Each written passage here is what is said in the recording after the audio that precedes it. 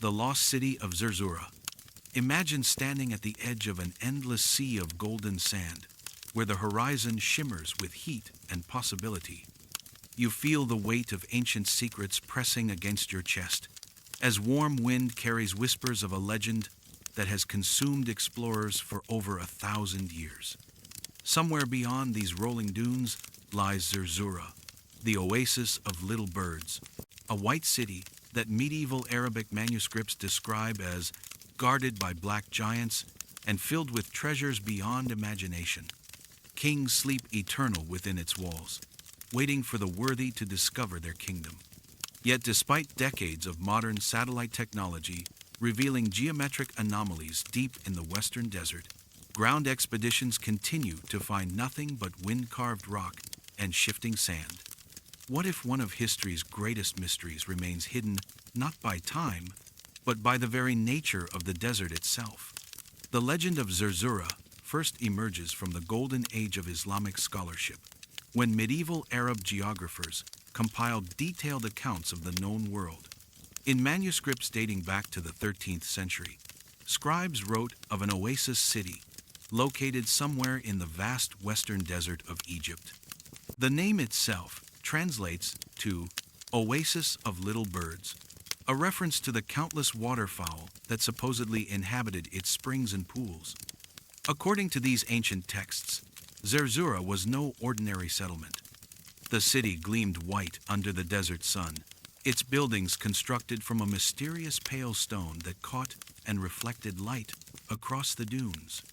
Most intriguing of all were the accounts of its guardians, towering black giants who protected the city's gates and challenged any who dared approach. The medieval manuscripts describe Zerzura as a place frozen in time, where a king and queen lay in eternal sleep, surrounded by immeasurable wealth. Gold coins scattered the floors of their palace, while precious stones adorned every surface. Yet this was not merely a tomb or treasure cache. The texts suggest that Zerzura existed as a living city, sustained by natural springs that created a lush oasis in the heart of the harshest desert on earth. Birds filled the air with song, date palms swayed in gentle breezes, and crystal-clear water flowed through carefully constructed channels. For the desert peoples of medieval North Africa, Zerzura represented the ultimate refuge, a paradise that could sustain life indefinitely, even as the surrounding landscape grew increasingly barren. These accounts were not dismissed as mere fantasy by medieval scholars. The great Arab geographer Al-Idrisi included references to Zerzura in his comprehensive world map created for the Norman king Roger II of Sicily in 1154. Other respected historians and travelers of the era made similar mentions, treating the city as a real location that had simply become lost rather than legendary. The consistency of these descriptions across different sources and time periods suggests that Zerzura was based on actual reports from travelers and merchants who claimed to have encountered or heard credible accounts of this remarkable oasis city.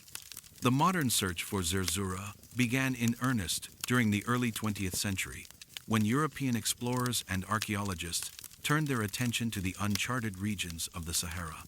In 1926, British explorer Major Ralph Bagnold launched the first systematic expedition to locate the lost city. Bagnold was no romantic treasure hunter, but a methodical military engineer who approached the search with scientific precision. He organized a series of motorized expeditions across the western desert, using early automotive technology to penetrate regions that had previously been accessible only by camel caravan. Bagnold's expeditions covered thousands of square kilometers of previously unmapped desert, documenting numerous archaeological sites and geological formations. In the remote Gilf Kabir Plateau, his team discovered ancient rock art depicting cattle, giraffes, and human figures, evidence of a time when the region supported abundant life. They found dried riverbeds, fossil springs, and the remnants of prehistoric lakes, all confirming that the western desert had once been far more hospitable than its current barren state suggested. Yet, despite these discoveries, Zerzura itself remained elusive.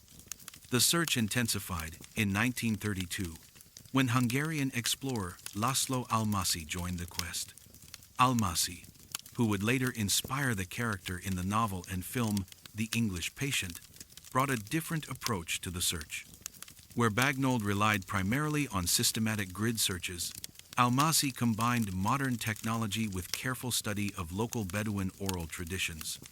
He spent months interviewing elderly tribesmen, collecting fragments of stories and half-remembered directions that had been passed down through generations. Almasi's expeditions led to several tantalizing discoveries. In the Wadi Sura, he found a cave filled with prehistoric paintings that seemed to match some descriptions of Zerzura's artistic treasures. The cave contained images of swimmers, despite being located hundreds of kilometers from the nearest water source, suggesting it had been painted when the climate was dramatically different. But could these caves represent the remains of the legendary city, transformed by time and climate change into something unrecognizable? But what theories might explain the persistent legend of Zerzura?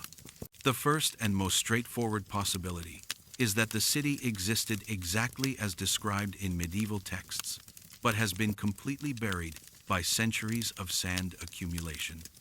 The Sahara Desert is in constant motion, with dunes capable of burying and revealing entire landscapes within decades. Archaeological evidence shows that numerous ancient settlements throughout the region have been periodically covered and uncovered by shifting sands.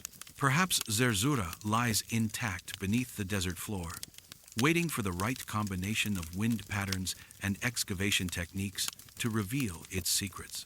A second theory suggests that Zerzura was a real oasis settlement that was abandoned due to climate change and gradually transformed into legend. During the medieval period, North Africa was experiencing the tail end of a warmer, wetter climate that had sustained numerous oasis communities throughout the Sahara. As the desert expanded and water sources dried up, these settlements would have been gradually abandoned. Over time, memories of the most prosperous and beautiful of these lost oases could have evolved into the idealized description of Zerzura found in Arabic texts. The third possibility is that Zerzura represents a composite legend, combining memories of multiple real locations into a single mythical city. Medieval trade routes connected oasis settlements across vast distances, and travelers would have encountered numerous impressive sights during their journeys. The wealth, architectural beauty, and natural abundance of several different locations might have been combined in collective memory to create the legend of a single perfect city that embodied all the best features of desert civilization. Could there be another explanation? Some researchers propose that Zerzura never existed as a physical location, but rather served as a symbolic representation of paradise in desert culture. In this interpretation, the oasis of little birds functions as a spiritual metaphor for the ultimate reward awaiting those who persevere through the hardships of desert life. The sleeping king and queen might represent the promise of eternal rest and prosperity, while the guardian giants symbolize the trials that must be overcome to achieve this blessed state. The most speculative theory suggests that Zerzura was constructed using advanced techniques or knowledge that have been lost to history. Proponents of this idea point to the descriptions of the city's mysterious white stone and its ability to maintain abundant water sources in an increasingly arid environment. They argue that an ancient civilization might have possessed sophisticated understanding of hydrogeology and architectural techniques that allowed them to create a sustainable oasis city that seemed almost magical to later observers. Modern scientific investigation of the Zerzura legend has employed increasingly sophisticated technology to search the western desert. Satellite imagery has revealed numerous geometric anomalies scattered across the region, including rectangular and circular formations that appear artificial rather than natural. Ground-penetrating radar has detected subsurface structures that could represent buried buildings or architectural remains. However, the extreme remoteness and harsh conditions of the search area have made systematic archaeological investigation extremely challenging. In 2006, a joint Egyptian-German expedition used advanced GPS mapping and geological surveys to investigate some of the most promising satellite anomalies. Their findings included evidence of ancient water channels, stone foundations, and pottery fragments that confirmed significant human activity in regions now completely uninhabitable. Yet none of these discoveries matched the scale or grandeur described in the Zerzura legends. DNA analysis of artifacts and human remains found in the Western Desert has revealed unexpected complexity in the region's ancient populations. Some genetic markers suggest connections to populations from far-flung regions of Africa and the Mediterranean, indicating that the area served as a crossroads for long-distance trade and migration, even during prehistoric periods. This genetic diversity supports the possibility that a cosmopolitan city like Zerzura could have existed in the region during more favorable climatic conditions. Recent advances in LiDAR technology have opened new possibilities for detecting buried structures beneath desert sands. In 2019, archaeologists successfully used LiDAR to map extensive urban remains buried beneath the Saharan sand in other regions of North Africa. Similar techniques could theoretically reveal Zerzura if it lies buried at accessible depths, though the vast scale of the potential search area makes comprehensive LiDAR mapping economically challenging. But what modern challenges complicate the search for Zerzura today? Climate change is rapidly altering the Saharan landscape, with shifting weather patterns affecting both sand movement and the preservation of potential archaeological sites. Increased temperatures and changing precipitation patterns may be exposing some buried sites, while simultaneously destroying others through enhanced erosion and chemical weathering. Political instability across North Africa has severely limited access to many potential search areas. The remote regions where Zerzura might be located often fall within disputed territories or areas affected by ongoing conflicts, making systematic archaeological investigation dangerous or impossible. International research teams that once had relatively free access to the Western Desert now face significant bureaucratic and security obstacles.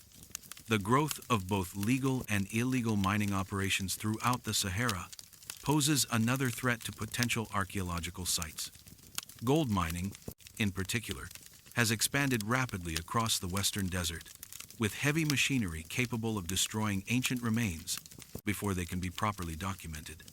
The same remote locations that might harbor lost cities also often contain valuable mineral deposits that attract commercial exploitation. Traditional Bedouin communities, who have served as guardians of oral traditions about Zerzura for generations, are themselves under pressure from modernization and displacement.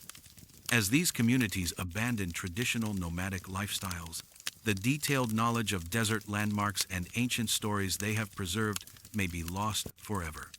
The very sources that guided early 20th century explorers are becoming increasingly difficult to access as traditional desert culture transforms. Perhaps the greatest challenge lies in balancing scientific investigation with respect for cultural heritage. Zerzura holds deep significance not only as an archaeological puzzle, but as a symbol of paradise and hope within Arabic and Islamic culture. Any modern search for the city must navigate the sensitive question of whether finding and potentially commercializing Zerzura would enhance or diminish its cultural value. As the desert wind continues to reshape the endless dunes of the Western Sahara, the mystery of Zerzura endures as one of archaeology's most tantalizing puzzles. Whether the oasis of little birds exists as a buried city waiting for rediscovery, a composite legend born from collective memory, or a symbolic paradise that was never meant to be found by earthly explorers, its power to inspire wonder remains undiminished. In our age of satellite imagery and ground-penetrating radar, perhaps the greatest mystery is not where Zerzura might be hidden, but what it reveals about humanity's eternal longing for places of perfect beauty and abundance. The white city beyond the dunes continues to call to explorers and dreamers, just as it has for 1,000 years. In its persistence, we find something profound about the human spirit's refusal to accept that all mysteries can be solved, all treasures found, all paradises mapped and catalogued. Maybe Zerzura's true treasure lies not in whatever gold and gems might rest within its walls, but in its ability to remind us that the world still holds secrets worth pursuing. What do you think lies hidden beneath the shifting sands of the Sahara? Share your theories in the comments below, and subscribe for more ancient mysteries that continue to challenge our understanding of the past.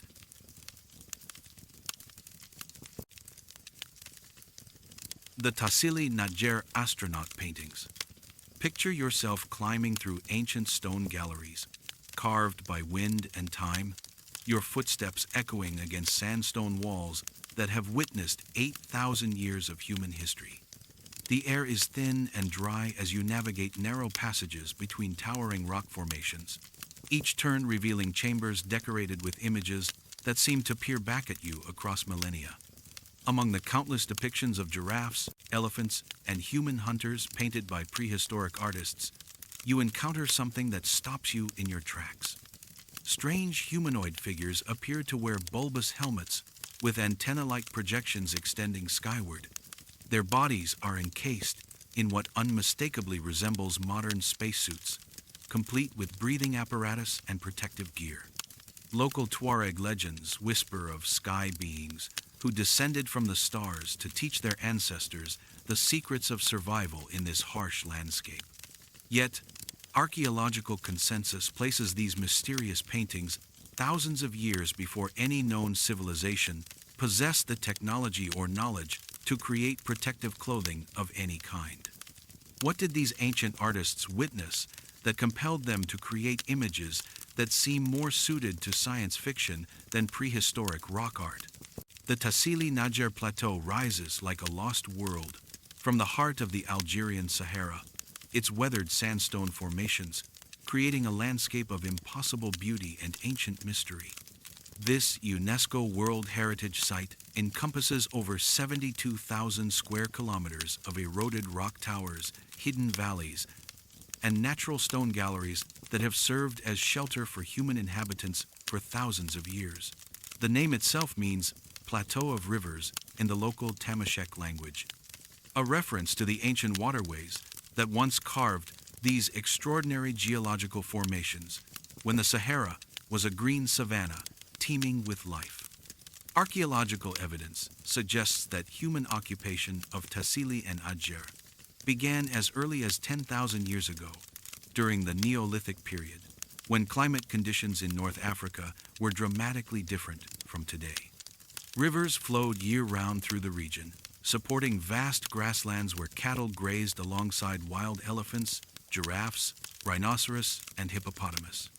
The prehistoric inhabitants of this verdant landscape were sophisticated hunter-gatherers who developed complex societies and artistic traditions that rivaled any civilization of their time.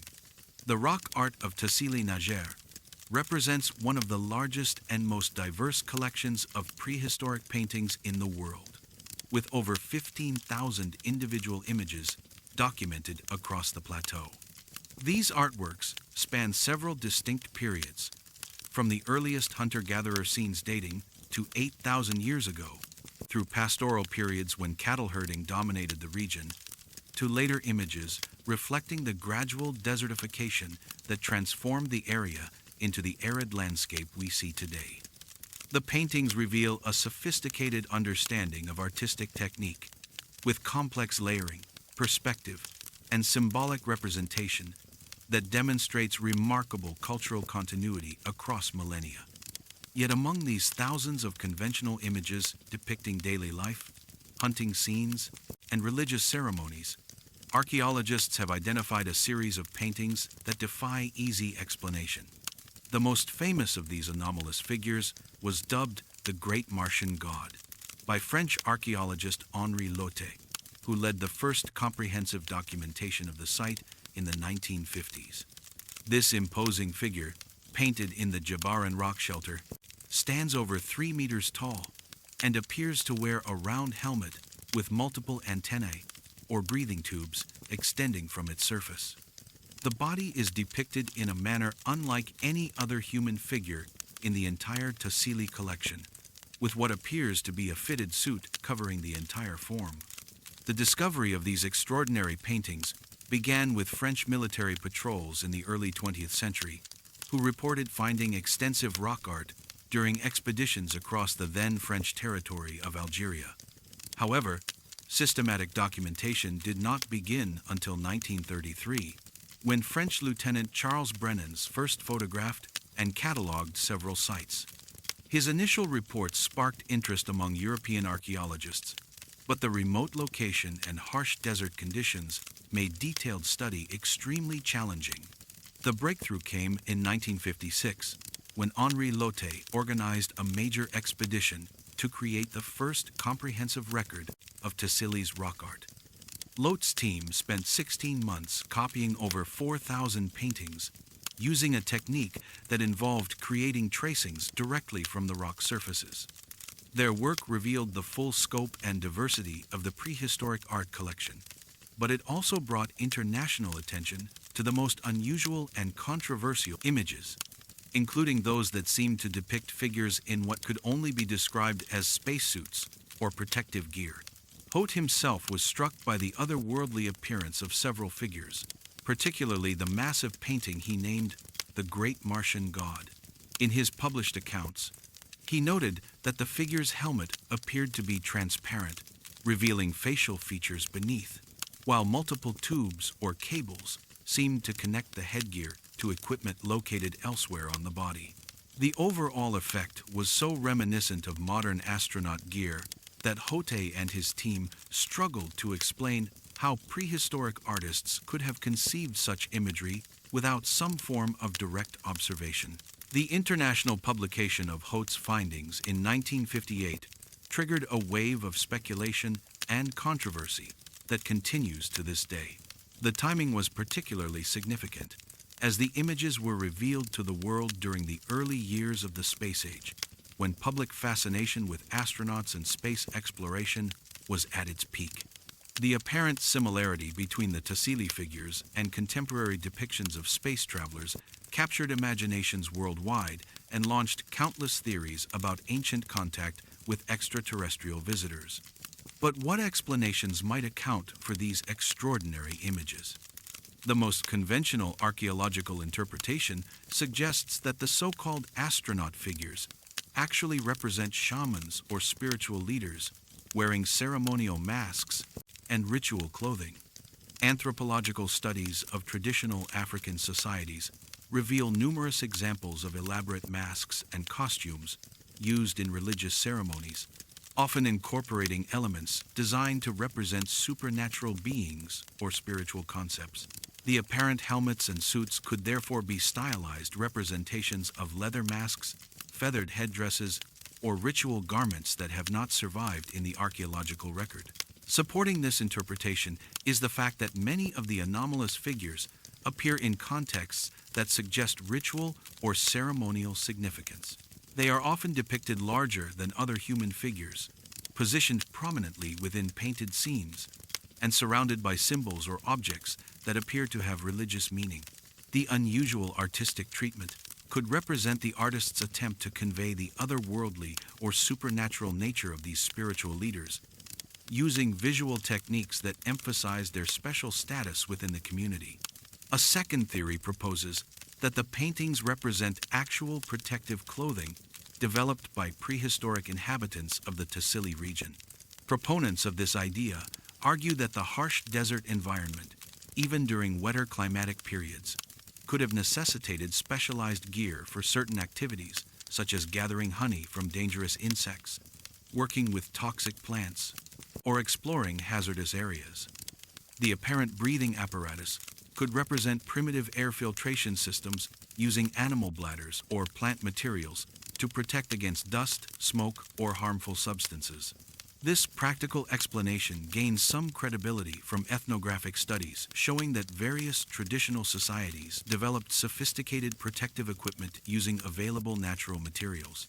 Arctic peoples created snow goggles from bone and wood, Australian Aborigines developed fire-resistant clothing for controlled burning, and African societies crafted specialized gear for beekeeping and metalworking. The Tassili artists might have been documenting similar innovations that were far more advanced than previously assumed for prehistoric societies. Could there be another explanation? The most speculative but persistent theory suggests that the paintings document actual contact between prehistoric humans and visitors from other worlds. Proponents of this ancient astronaut hypothesis argue that the consistency and detail of the anomalous figures across multiple sites and time periods indicates direct observation rather than imagination. They point to similar unexplained imagery in rock art from other continents, suggesting a global pattern of contact that conventional archaeology has failed to recognize. This extraterrestrial interpretation draws support from Tuareg oral traditions that speak of sky beings who descended from the heavens during ancient times. According to these legends, the visitors taught important survival skills to the desert peoples, including techniques for finding water, navigating by the stars, and preserving food during long journeys. The stories describe these beings as wearing strange clothing that covered their entire bodies and allowed them to survive in environments that would be deadly to ordinary humans. A fourth possibility focuses on the role of altered states of consciousness in prehistoric societies. Anthropological research has documented the widespread use of hallucinogenic substances in traditional cultures worldwide, often as part of shamanic practices or religious ceremonies. The unusual figures in Tassili rock art might represent visions experienced during such altered states, with the apparent spacesuits and helmets being visual metaphors for spiritual transformation or otherworldly travel. This psychological explanation could account for the consistent appearance of certain motifs across different sites and time periods, as similar substances and practices might produce similar visionary experiences.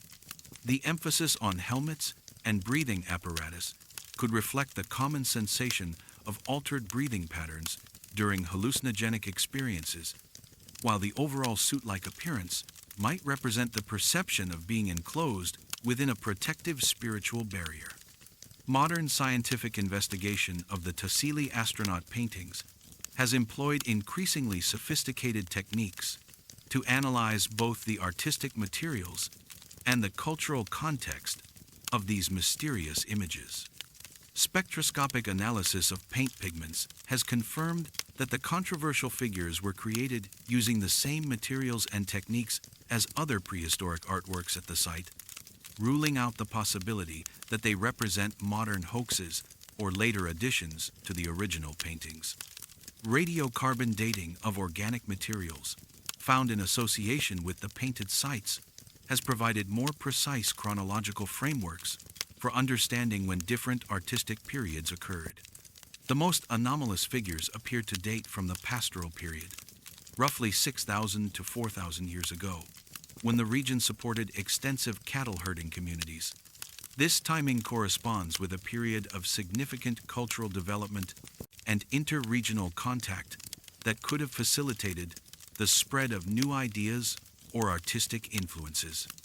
Digital imaging and computer analysis have allowed researchers to examine the paintings in unprecedented detail, revealing subtle features and artistic techniques that were not apparent to earlier investigators.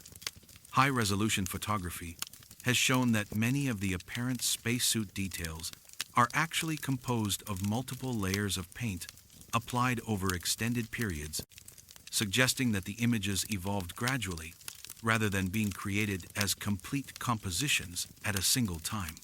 Comparative studies with rock art from other regions of Africa and beyond have identified similar anomalous figures at sites thousands of kilometers apart, including locations in Tanzania, South Africa, Australia, and the Americas. While this geographic distribution could support theories of ancient contact or shared visionary experiences, it might also reflect common artistic responses to similar environmental or social challenges faced by prehistoric societies worldwide. Recent advances in three-dimensional scanning technology have enabled researchers to create detailed digital models of entire painted rock shelters, preserving precise records of the artworks while minimizing physical contact with the fragile paintings. These digital archives have facilitated collaborative research between international teams and provided new opportunities for public education and cultural preservation. But what modern challenges threaten our understanding of these ancient mysteries? Climate change is accelerating the natural weathering processes that gradually erode the painted rock surfaces, while increasingly extreme temperature fluctuations cause expansion and contraction that can crack or flake away sections of artwork.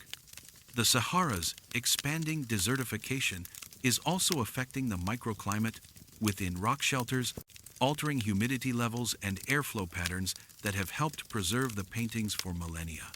Tourism to the Tassili Najer site, while providing important economic benefits to local communities, also poses conservation challenges. Increased foot traffic, inadvertent touching of painted surfaces, and the introduction of foreign materials can accelerate deterioration of the fragile artworks. Balancing public access with preservation requirements has become an ongoing concern for site managers and conservationists. Political instability in the broader Saharan region has complicated international research efforts and reduced funding for long-term conservation projects. The remote location of many painted sites makes them difficult to monitor and protect from vandalism or unauthorized collection of artifacts. Traditional knowledge holders among the Tuareg people, who have served as guardians of these cultural treasures for generations, are themselves facing pressure from modernization and displacement. Perhaps the most significant challenge lies in developing analytical techniques that can provide definitive answers about the true nature of these mysterious paintings, while respecting their cultural and spiritual significance to indigenous communities.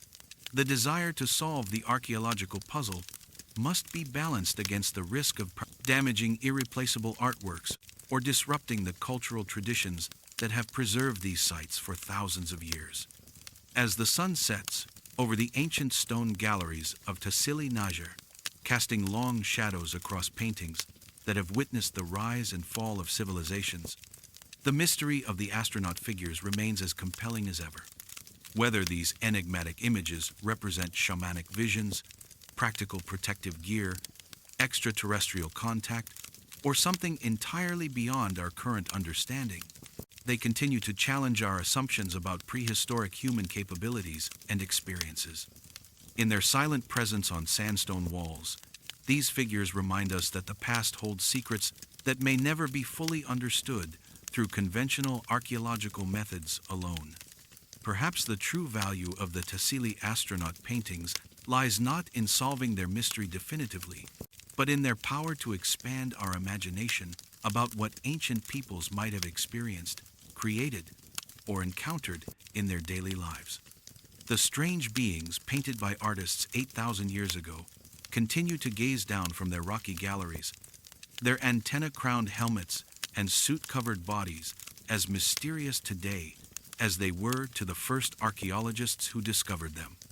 In their enduring enigma, we find a profound reminder that human creativity and experience may extend far beyond what we can easily categorize or explain.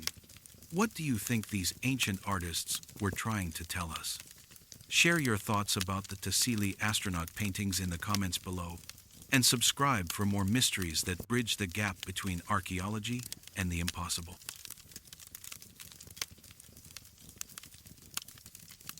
The phantom lakes of the Libyan desert. Envision standing on a barren plateau where the horizon shimmers with nothing but endless golden sand and scattered stone. Yet beneath your feet lie the ghostly remains of waters that once sparkled under ancient skies. You close your eyes and imagine a time when the heart of the Sahara pulsed with vast freshwater lakes, their crystalline shores lined with reed beds where cattle grazed and children played in the shallows. Fishing boats dotted the surface as settlements flourished along the water's edge, their inhabitants living in abundance that seems impossible in this desolate landscape. Then, as if erased by an invisible hand, it all vanished. Ground-penetrating radar now reveals the spectral outlines of these ancient lakebeds, spanning thousands of square kilometers, their boundaries etched into the bedrock like memories of paradise lost. Yet the speed of their disappearance, seemingly within a few generations, defies our current understanding of climate change and geological processes. Scattered pottery shards and bone fragments whisper of thriving communities that simply abandoned everything and disappeared into the desert wind. What catastrophe could drain lakes the size of small seas so rapidly that entire civilizations had no choice but to flee, leaving behind only traces of their existence buried beneath the sand?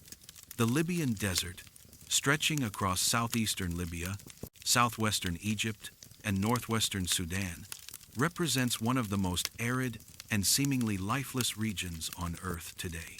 This hyper-arid landscape receives less than 1 millimeter of rainfall per year in many areas, creating conditions so harsh that even the most specialized desert organisms struggle to survive. Daytime temperatures regularly exceed 50 degrees Celsius, while nighttime brings dramatic cooling that can crack stone and metal with thermal stress. To modern eyes, this appears to be a region that has remained unchanged for millennia, a geological monument to the power of aridity and desolation. Yet this perception could not be more wrong.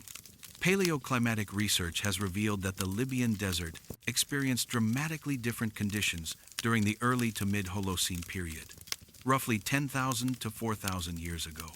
During this time, known as the African Humid Period, the region supported extensive lake systems, rivers, and savanna grasslands that sustained diverse ecosystems and human populations.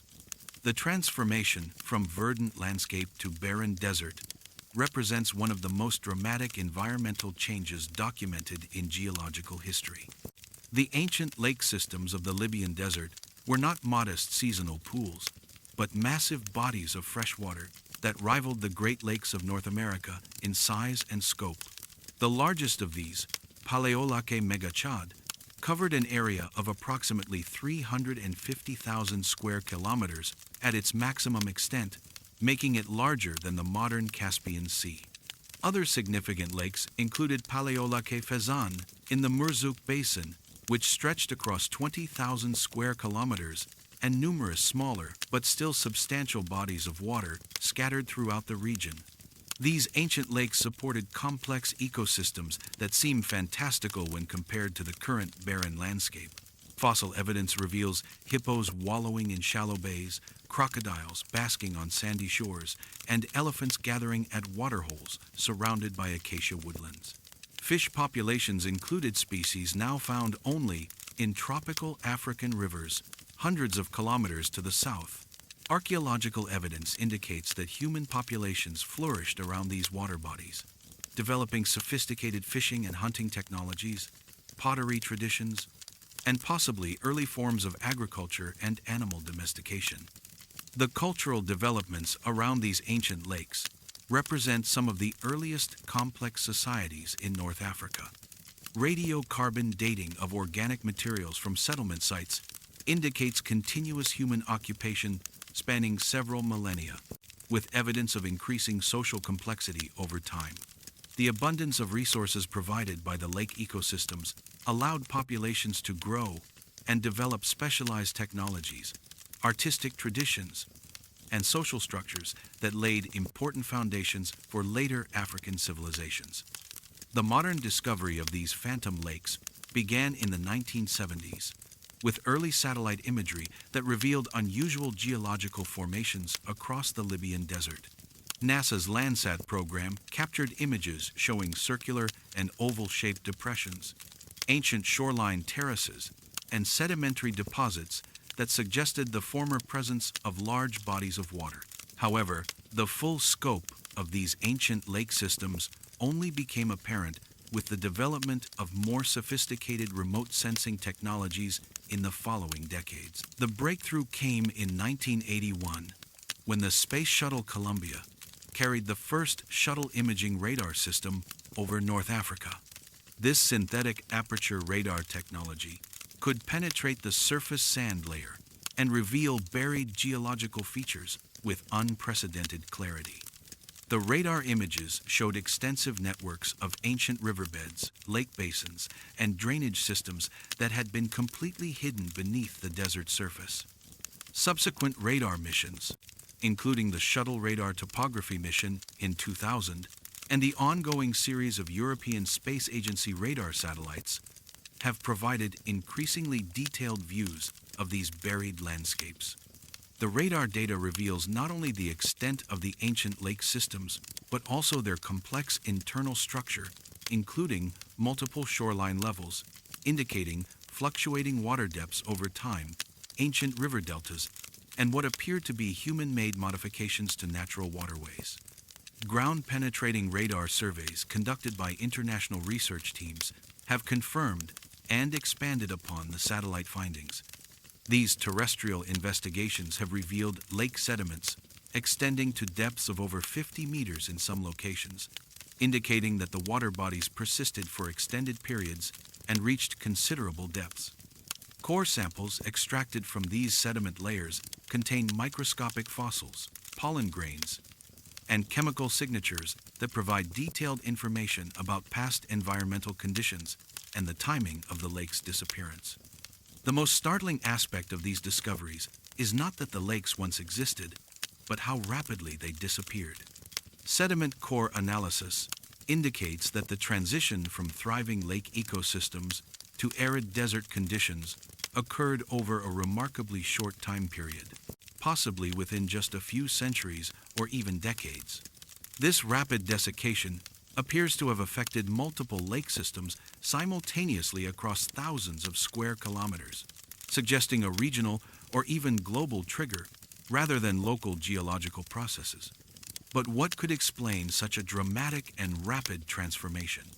The most widely accepted scientific theory attributes the lake's disappearance to a shift in global climate patterns known as the end of the African humid period. This transition, which occurred roughly 4,000 years ago, involved changes in the Earth's orbital parameters that affected the intensity and distribution of monsoon rainfall across North Africa. Computer climate models suggest that these orbital changes could have reduced precipitation sufficiently to cause gradual drying of the lake systems. However, the apparent speed of the transition challenges this conventional explanation.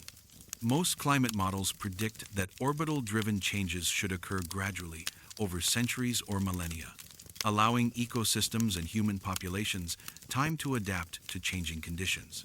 The archaeological evidence from the Libyan desert suggests a much more rapid collapse that would have given inhabitants little time to adjust their lifestyles or relocate to more favorable areas. A second theory proposes that the lakes disappeared due to sudden changes in groundwater hydrology rather than surface climate alone. The ancient lake systems may have been fed primarily by deep aquifers that were recharged during wetter periods in the region's distant past. If these groundwater sources became depleted or redirected by tectonic activity, the surface lakes could have dried up rapidly, regardless of local rainfall patterns. This hydrogeological explanation could account for the speed of the transition and the simultaneous drying of multiple lake systems across the region. Could there be another explanation? Some researchers have suggested that the lake's disappearance might be linked to catastrophic volcanic activity or asteroid impact events that could have triggered sudden climate change on a regional or global scale. Volcanic eruptions can inject massive quantities of ash and sulfur compounds into the atmosphere, temporarily blocking solar radiation and disrupting weather patterns. Similarly, asteroid impacts have the potential to create climate disturbances that could persist for years or decades.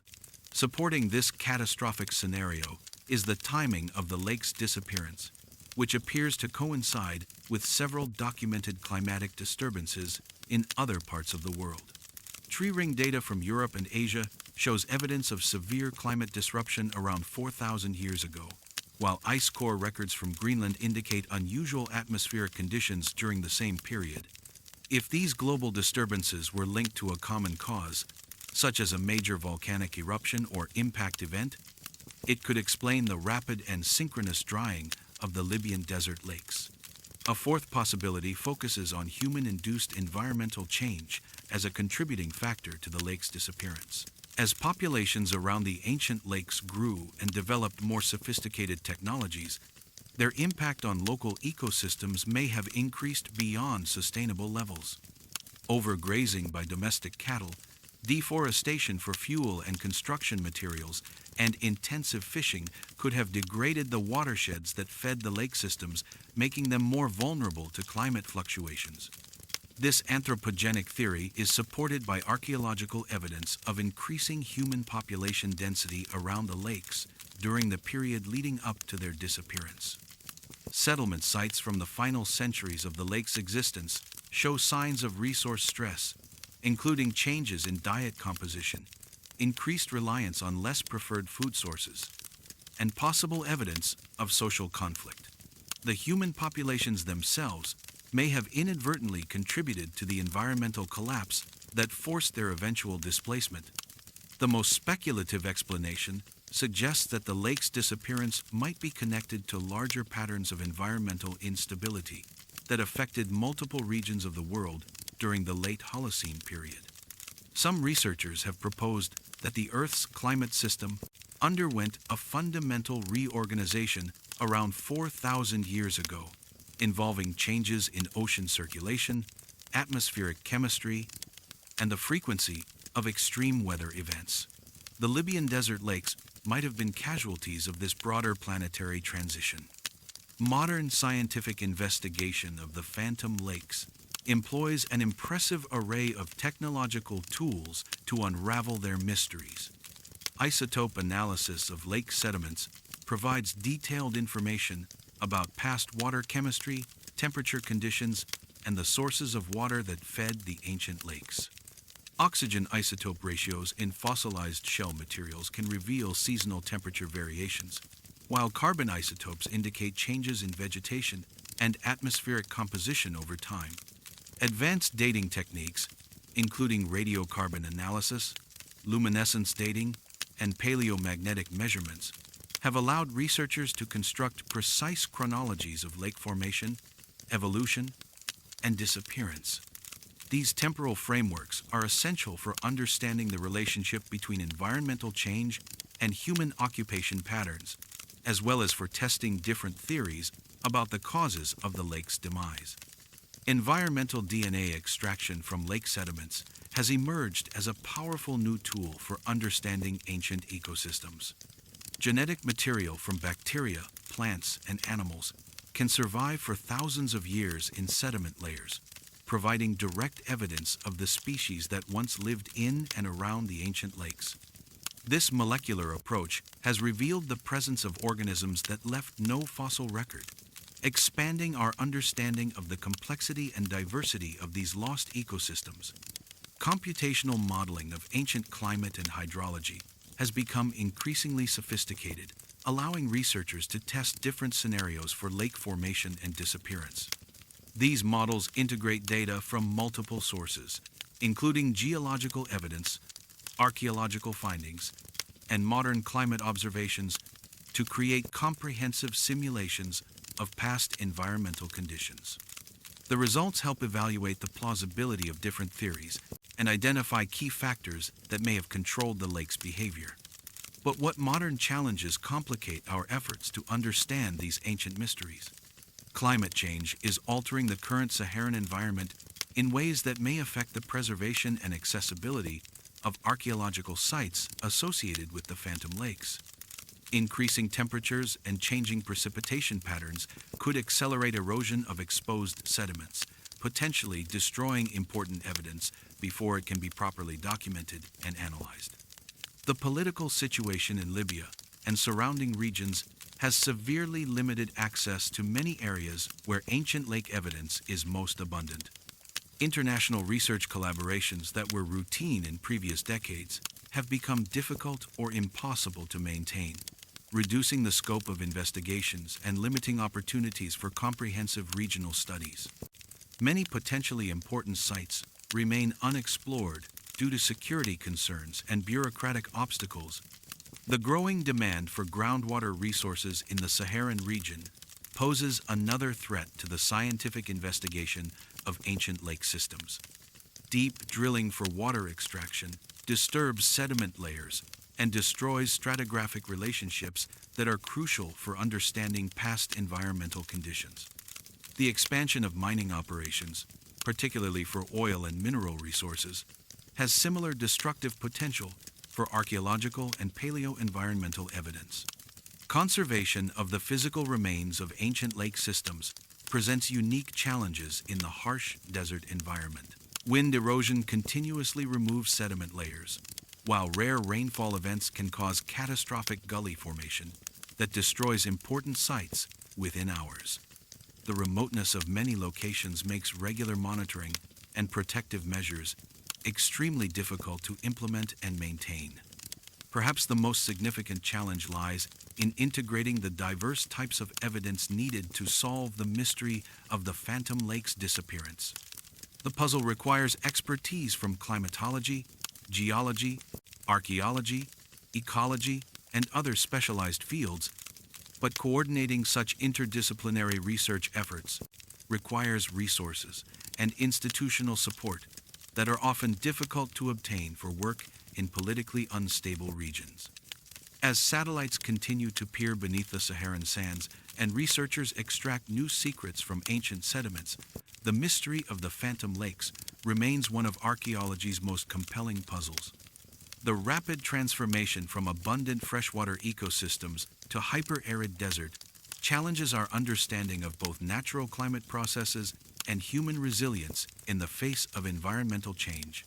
These ghostly lake beds serve as powerful reminders that the landscapes we consider permanent and unchanging can be transformed beyond recognition within human lifetimes. The thriving communities that once lined their shores faced an environmental catastrophe that forced them to abandon everything they had built and venture into an uncertain future. Their story resonates with particular urgency in our current era of rapid climate change, offering both warning and inspiration about humanity's capacity to adapt to environmental upheaval. The Phantom Lakes continue to shimmer in satellite images and radar data, their ancient shorelines marking boundaries between abundance and desolation that were crossed in the span of a few generations. In their silent testimony, we find profound questions about the stability of the natural world and the resilience of human civilization when confronted with forces beyond our control. What do you think could have drained these massive lakes so quickly? Share your theories about the Phantom Lakes of the Libyan desert in the comments below, and subscribe for more ancient mysteries that challenge our understanding of the past and its lessons for the future.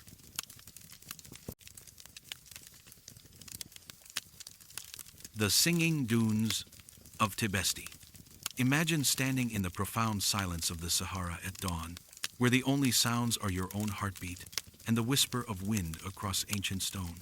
Then, without warning, the desert begins to sing. You feel the vibrations through the soles of your feet, before you hear them deep, haunting tones that seem to rise from the very core of the earth.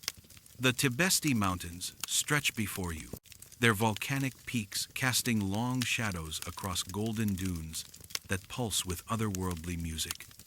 These are not gentle whispers of wind through sand, but resonant frequencies that range from haunting musical notes to mechanical drones, sounds that can carry for kilometers across the barren landscape. Local Tubu and Tebu peoples have known these voices for centuries, describing them as jinn trapped beneath the sand, ancient spirits calling out from their subterranean prisons. Yet the songs only emerge under specific conditions that seem to follow no earthly pattern, defying attempts at prediction or control. Modern seismologists have detected subsurface vibrations accompanying these acoustic phenomena, but the readings follow no known geological patterns, leaving scientists struggling to explain how mere sand and stone can produce such complex and haunting melodies. What forces could transform one of Earth's most desolate regions into a vast natural orchestra? And why do the dunes choose to sing only when they will? The Tibesti Mountains rise like a forgotten world from the heart of the Sahara Desert, their ancient volcanic peaks reaching over 3,000 meters into the crystalline desert air. This remote massif, straddling the border between Chad and Libya, represents one of the most isolated and geologically complex regions on Earth. The mountains themselves are the remnants of massive volcanic activity that began millions of years ago, creating a landscape of dark basalt cliffs, crater lakes, and wind-carved formations that seem almost alien in their stark beauty. The Tibesti region has been home to the Tubu people for over 1,000 years, nomadic pastoralists who developed sophisticated knowledge of desert survival techniques and intimate familiarity with every aspect of their harsh environment. These remarkable people created trade networks that connected sub-Saharan Africa with Mediterranean civilizations, navigating vast distances using traditional knowledge passed down through generations. Their oral traditions contain detailed accounts of the Singing Dunes, stories that speak of supernatural beings and ancient powers dwelling within the mountains. According to Tubu legends, the Singing Dunes are inhabited by jinn who once ruled the region before being imprisoned beneath the sand by powerful magic. These spirits maintain their presence through the haunting songs that emerge from the dunes, particularly during times of atmospheric disturbance or significant celestial events. The Tubu developed elaborate rituals and protocols for approaching the singing areas, believing that proper respect must be shown to avoid angering the trapped spirits. The acoustic properties of the Tibesti Dunes extend far beyond simple folklore. The sounds they produce include low-frequency rumbles that can travel dozens of kilometers, mid-range tones resembling musical instruments, and high-frequency whistles that seem to dance on the desert wind. The volume can range from barely audible whispers to thunderous roars that can be heard from distances of over 50 kilometers. Most remarkably, the sounds sometimes seem to respond to human presence, growing louder or changing pitch when people approach certain areas. Early European travelers to the region occasionally reported strange acoustic phenomena, but their accounts were often dismissed as hallucinations brought on by desert conditions or exaggerated tales meant to enhance the drama of their adventures. The first systematic documentation of the Tibesti Singing Dunes began with French colonial expeditions in the early 20th century, though the remote location and harsh conditions limited detailed investigation. The scientific discovery of the Tibesti Singing Dunes began in earnest during the 1950s, when French geologist Pierre Rognon conducted the first comprehensive geological survey of the region. Rognon's team was initially focused on mapping the volcanic structures and mineral resources of the mountains, but they repeatedly encountered acoustic phenomena that demanded investigation. Their reports described sounds ranging from deep, organ-like tones to complex harmonic sequences that seemed to follow musical patterns. What set the Tibesti observations apart from other documented singing dunes was the complexity and variability of the acoustic phenomena. While most singing dunes around the world produce relatively simple tones under specific conditions, the Tibesti Dunes generated intricate soundscapes that could last for hours and included multiple simultaneous frequencies. The sounds appeared to originate from different locations within the dune fields, creating complex echo and resonance effects that transformed the entire landscape into a natural acoustic instrument. Rognon's initial documentation was followed by increasingly sophisticated investigations as recording technology improved. In 1978, a joint French-Chadian expedition equipped with seismographs and acoustic recording equipment spent several months monitoring the dunes. Their findings revealed that the singing phenomena were accompanied by subsurface vibrations that penetrated deep into the underlying bedrock, suggesting that the acoustic effects involved more than just surface sand movements. The breakthrough in understanding came in 1985, when German acoustics engineer Klaus Weber led an expedition specifically designed to analyze the Tibesti Singing Dunes.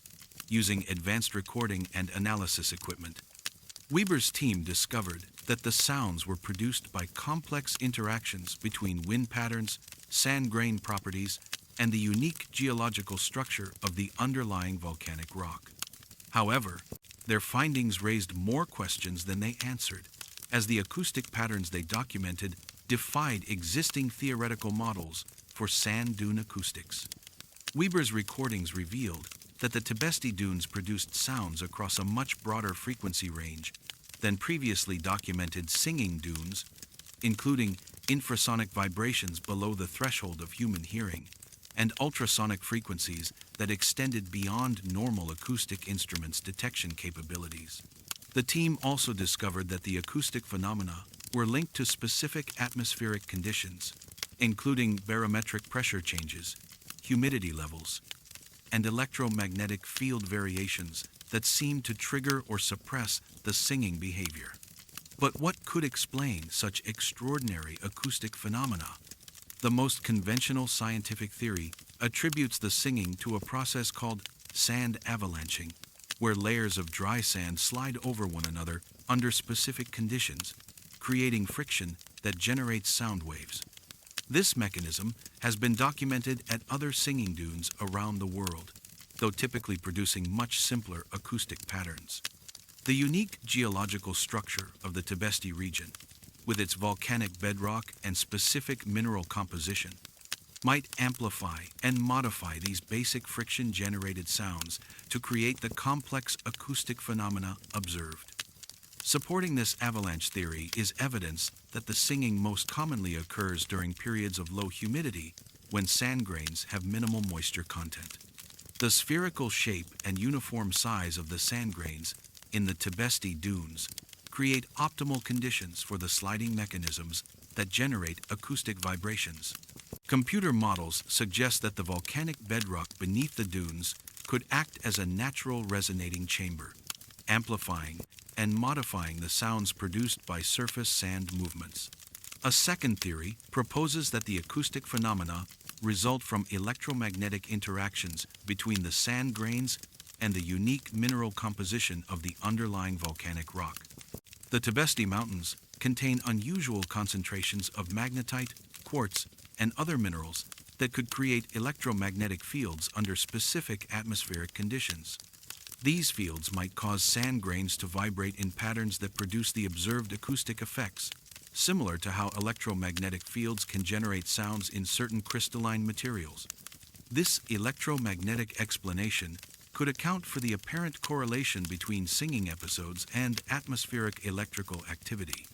Observers have noted that the dunes often begin singing before thunderstorms or during periods of unusual atmospheric pressure, suggesting a connection to electrical phenomena. The theory also explains why the sounds sometimes seem to respond to human presence, as the electromagnetic fields generated by electronic equipment or even human bioelectricity might influence the acoustic production mechanisms. Could there be another explanation? Some researchers have proposed that the singing dunes might be responding to seismic activity in the geologically active Tibesti region. The area sits atop a complex system of volcanic structures and fault lines that generate continuous low-level seismic vibrations. These subsurface movements might create resonance patterns in the overlying sand layers, producing the observed acoustic phenomena when conditions are optimal for sound transmission. The seismic theory gains support from observations that singing episodes sometimes coincide with earthquake activity in distant regions, suggesting that the dunes might be responding to seismic waves traveling through the Earth's crust. The volcanic bedrock of the Tibesti Mountains could act as a natural seismic amplifier, concentrating and focusing earthquake energy in ways that create acoustic vibrations in the surface sand layers. A more speculative possibility suggests that the Tibesti singing dunes might be influenced by atmospheric infrasound generated by global weather patterns, solar activity, or even astronomical events.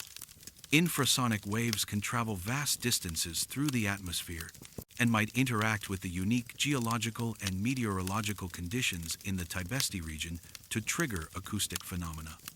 This theory could explain why the singing sometimes occurs during clear, calm weather when local conditions seem inappropriate for sand avalanche mechanisms. The most unconventional theory proposes that the acoustic phenomena might be related to piezoelectric effects in the crystalline minerals contained within the sand and bedrock.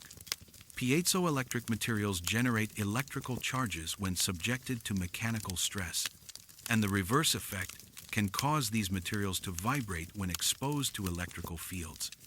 If the Tibesti dunes contain sufficient concentrations of piezoelectric minerals, atmospheric electrical activity, or geomagnetic fluctuations might cause them to generate the observed acoustic vibrations. Modern scientific investigation of the Tibesti singing dunes employs sophisticated acoustic analysis techniques to decode the complex sound patterns they produce. Digital recording equipment can capture the full frequency spectrum of the acoustic phenomena, while computer analysis reveals hidden patterns and structures within the soundscapes.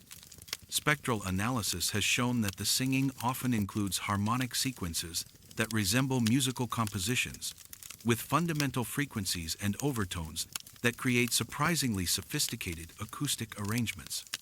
Seismic monitoring has revealed that the acoustic phenomena are accompanied by subsurface vibrations that penetrate deep into the underlying bedrock. These seismic signals show characteristics that distinguish them from typical earthquake activity, suggesting that the Tibesti dunes generate unique forms of mechanical energy transmission. Three-dimensional seismic imaging has mapped the underground structure of the singing areas, revealing complex patterns of rock density and composition that might contribute to the acoustic effects. Particle analysis of the sand grains has identified specific mineral compositions and physical properties that might contribute to the acoustic phenomena. Electron microscopy reveals that the sand grains have unusually uniform shapes and surface textures that optimize their acoustic properties. X-ray diffraction analysis has identified specific crystal structures within the grains that might be responsible for piezoelectric or electromagnetic effects contributing to sound generation. Advanced meteorological monitoring has revealed correlations between atmospheric conditions and singing activity that support various theoretical explanations. Atmospheric pressure changes, humidity fluctuations, temperature gradients, and electromagnetic field variations all show statistical relationships with acoustic phenomena, though the exact causal mechanisms remain unclear. Long-term data collection has identified seasonal and cyclical patterns in singing activity that might be linked to global climate patterns or astronomical cycles. Ground-penetrating radar has mapped the subsurface structure of the singing dunes in unprecedented detail, revealing complex layering patterns and density variations that might contribute to acoustic resonance effects. The radar data shows that the dunes contain internal structures that resemble natural acoustic waveguides, channels that could focus and amplify sound waves generated by surface sand movements. But what modern challenges complicate our efforts to understand these acoustic mysteries? The political instability in the Chad-Libya border region has severely limited access to the Tibesti Mountains for international research teams. Many of the most acoustically active dune areas lie within regions affected by ongoing conflicts, making systematic long-term monitoring extremely dangerous and difficult to maintain.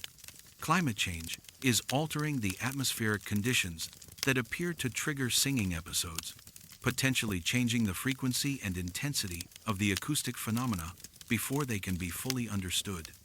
Rising temperatures and changing precipitation patterns affect sand moisture content, atmospheric pressure distributions, and electromagnetic field patterns that might be crucial for acoustic generation mechanisms. The increasing presence of military and mining activities in the region poses direct threats to the preservation of the singing dunes.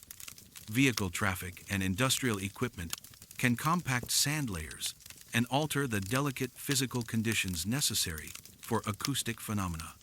Mining operations seeking mineral resources might disturb the underlying geological structures that contribute to the acoustic effects. The remote location and harsh environmental conditions make continuous monitoring extremely challenging and expensive. Equipment failures in the desert environment are common, and the logistics of maintaining sophisticated recording and analysis instruments in such isolated locations require substantial resources that are difficult to justify for purely scientific research. Perhaps most significantly, the traditional knowledge held by local Tubu communities is being lost as younger generations adopt modern lifestyles and abandon traditional nomadic practices. The detailed understanding of when and where singing episodes occur, passed down through generations of desert inhabitants, represents an irreplaceable resource for scientific investigation that may disappear before it can be properly documented. As the desert wind continues to sculpt the ancient dunes of Tibesti and atmospheric conditions align in mysterious patterns, the singing sands maintain their secrets with the same steadfast silence they have kept for millennia. Whether their haunting songs arise from simple mechanical processes amplified by unique geological conditions, complex electromagnetic interactions between sand and stone, or phenomena that stretch the boundaries of current scientific understanding, they continue to transform one of Earth's most desolate regions into a place of profound acoustic wonder. The voices of the Tibesti Dunes remind us that the natural world contains mysteries that resist easy categorization or explanation. In their haunting melodies, we hear echoes of forces and processes that operate according to principles we have yet to fully comprehend. Perhaps the greatest lesson of the singing dunes lies not in solving their mystery completely, but in maintaining our sense of wonder at the unexpected beauty and complexity that can emerge from the most unlikely places. The ancient spirits that the Tubu people believe dwell within the dunes continue their eternal songs, calling across the desert landscape with voices that speak of mysteries deeper than human understanding. In their music, we find a reminder that science and wonder need not be mutually exclusive, and that the greatest discoveries often come from listening carefully to the world around us. What do you think creates the haunting songs of the Tibesti Dunes? Share your theories about these acoustic mysteries in the comments below, and subscribe for more ancient phenomena that challenge our understanding of the natural world.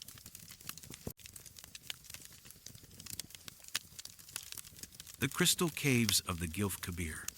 Picture yourself descending through a narrow crack in ancient sandstone, your headlamp beam piercing the absolute darkness ahead.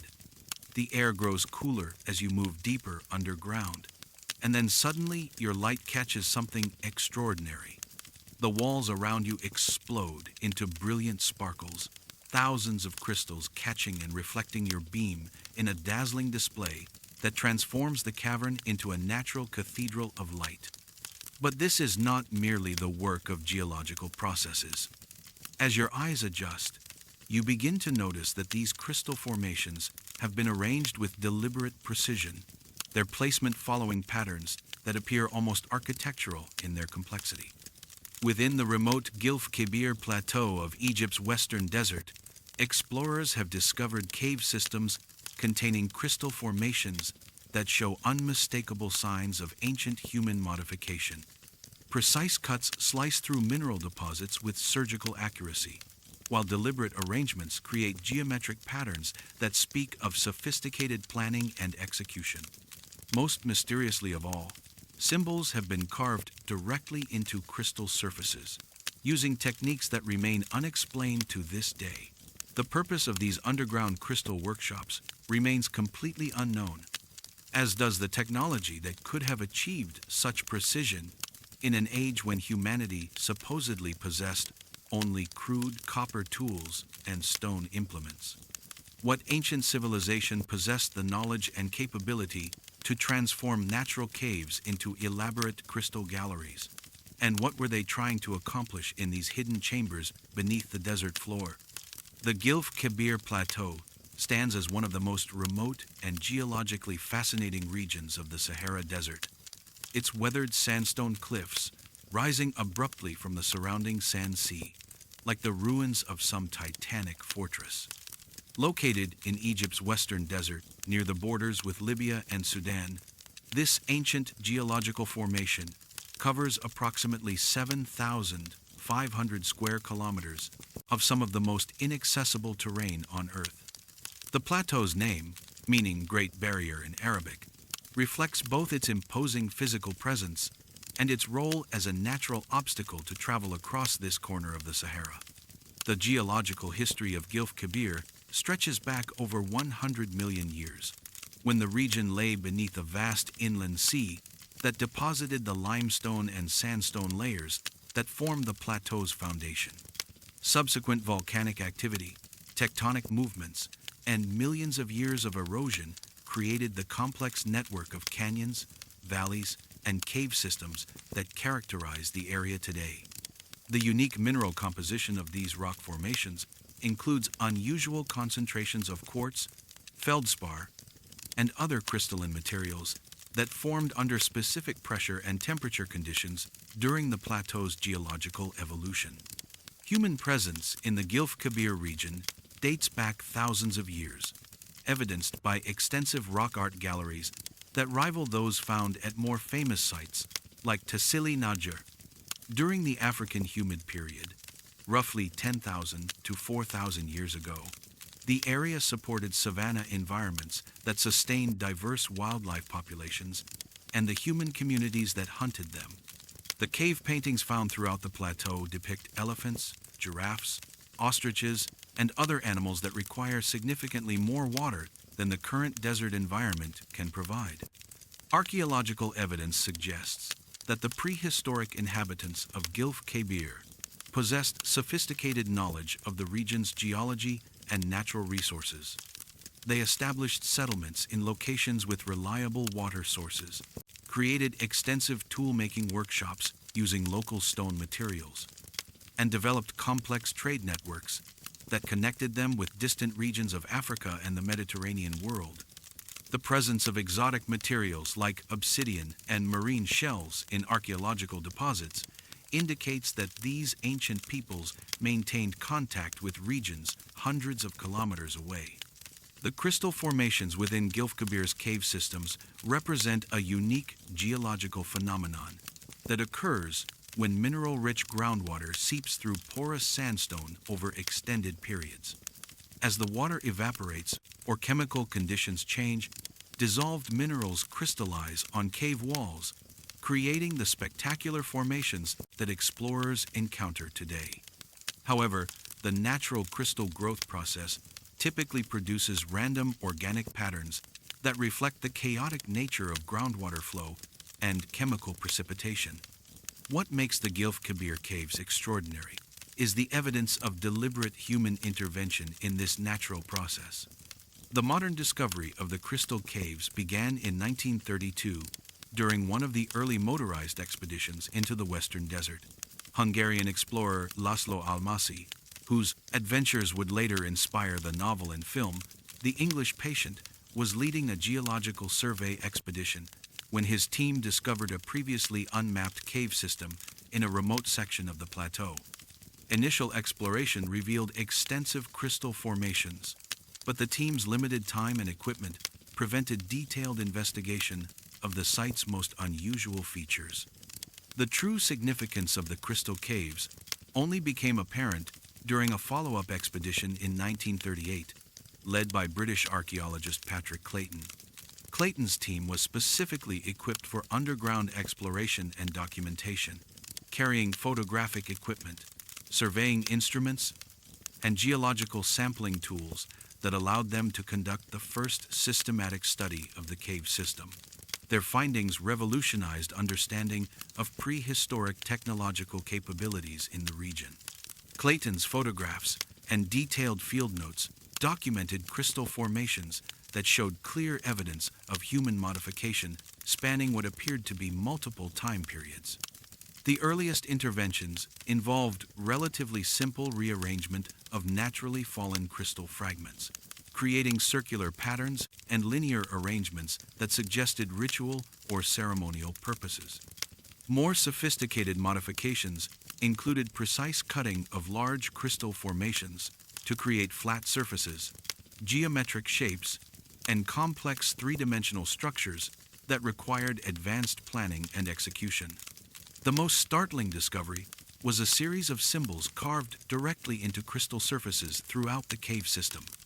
These markings were not crude scratches or simple pictographs, but carefully executed designs that demonstrated remarkable precision and artistic sophistication. The symbols included geometric patterns, abstract designs, and what appeared to be simplified representations of astronomical phenomena, such as star patterns and lunar phases. The technique used to create these carvings remains unexplained, as the crystal surfaces show no evidence of the crushing or fracturing that would result from conventional stone tool work. Clayton's initial documentation was interrupted by the outbreak of World War II, and the remote location of the caves meant that systematic investigation was not resumed until the 1970s. During this hiatus, the caves remained largely undisturbed, protected by their isolation and the extreme difficulty of accessing the site. However, occasional visits by desert travelers and mineral collectors may have resulted in the removal of some crystal specimens, making complete documentation of the original formations impossible. But what could explain the sophisticated crystal working found in these remote caves? The most conventional archaeological theory suggests that the modifications represent the work of prehistoric peoples who discovered the caves and recognized the spiritual or ceremonial significance of the crystal formations. Many traditional cultures worldwide have attributed special properties to crystals and other minerals, using them in religious rituals, healing practices, and astronomical observations. The precise modifications could have been achieved using specialized stone tools and techniques that have been lost to archaeological record. Supporting this ritualistic interpretation is the apparent astronomical alignment of many crystal arrangements within the caves. Several formations appear to be oriented toward specific cardinal directions, or positioned to catch and reflect light during particular times of day or seasons of the year. The carved symbols include patterns that resemble star constellations visible from the region during different periods of the year, suggesting that the caves may have served as underground observatories or astronomical calendars for their prehistoric users. A second theory proposes that the crystal modifications represent evidence of advanced technological knowledge that was far more sophisticated than previously assumed for prehistoric societies. Proponents of this idea argue that the precision of the crystal cutting and the complexity of the three-dimensional arrangements indicate the use of tools and techniques that were much more advanced than simple copper implements and stone hammers. They suggest that the prehistoric inhabitants of the region may have developed specialized cutting tools using materials or methods that have not been preserved in the archaeological record. This technological explanation draws support from other examples of unexpectedly sophisticated ancient craftsmanship found in various parts of the world. The precision stone cutting at sites like Punku in Bolivia, the complex crystal skulls found in Mesoamerica, and the advanced metallurgy evidenced in ancient artifacts from multiple continents suggest that prehistoric peoples may have possessed technical knowledge that surpassed conventional archaeological expectations. Gilf Kabir crystal caves could represent another example of this lost technological sophistication. Could there be another explanation? Some researchers have proposed that the crystal modifications might be the result of unknown natural processes rather than human activity. They suggest that specific combinations of geological conditions, chemical processes, and physical forces might be capable of creating patterns that appear to be artificially produced, but are actually the result of complex natural phenomena. This explanation would account for the precision of the modifications, while avoiding the need to postulate advanced prehistoric technologies. However, the natural process theory faces significant challenges in explaining the presence of the carved symbols and the apparent astronomical alignments found throughout the cave system. While natural forces might conceivably produce geometric crystal arrangements under specific conditions, the symbolic elements and astronomical orientations strongly suggest deliberate human planning and execution. The consistency of the modifications across different areas of the cave system also indicates purposeful activity, rather than random natural processes. The most speculative explanation suggests that the crystal caves might represent evidence of contact between prehistoric humans and technologically advanced visitors from elsewhere. Proponents of this ancient astronaut theory argue that the precision of the crystal working and the sophisticated astronomical knowledge implied by the arrangements could only have been achieved with assistance from beings possessing advanced technological capabilities. They point to similar unexplained archaeological anomalies in other parts of the world as evidence of a global pattern of such contact.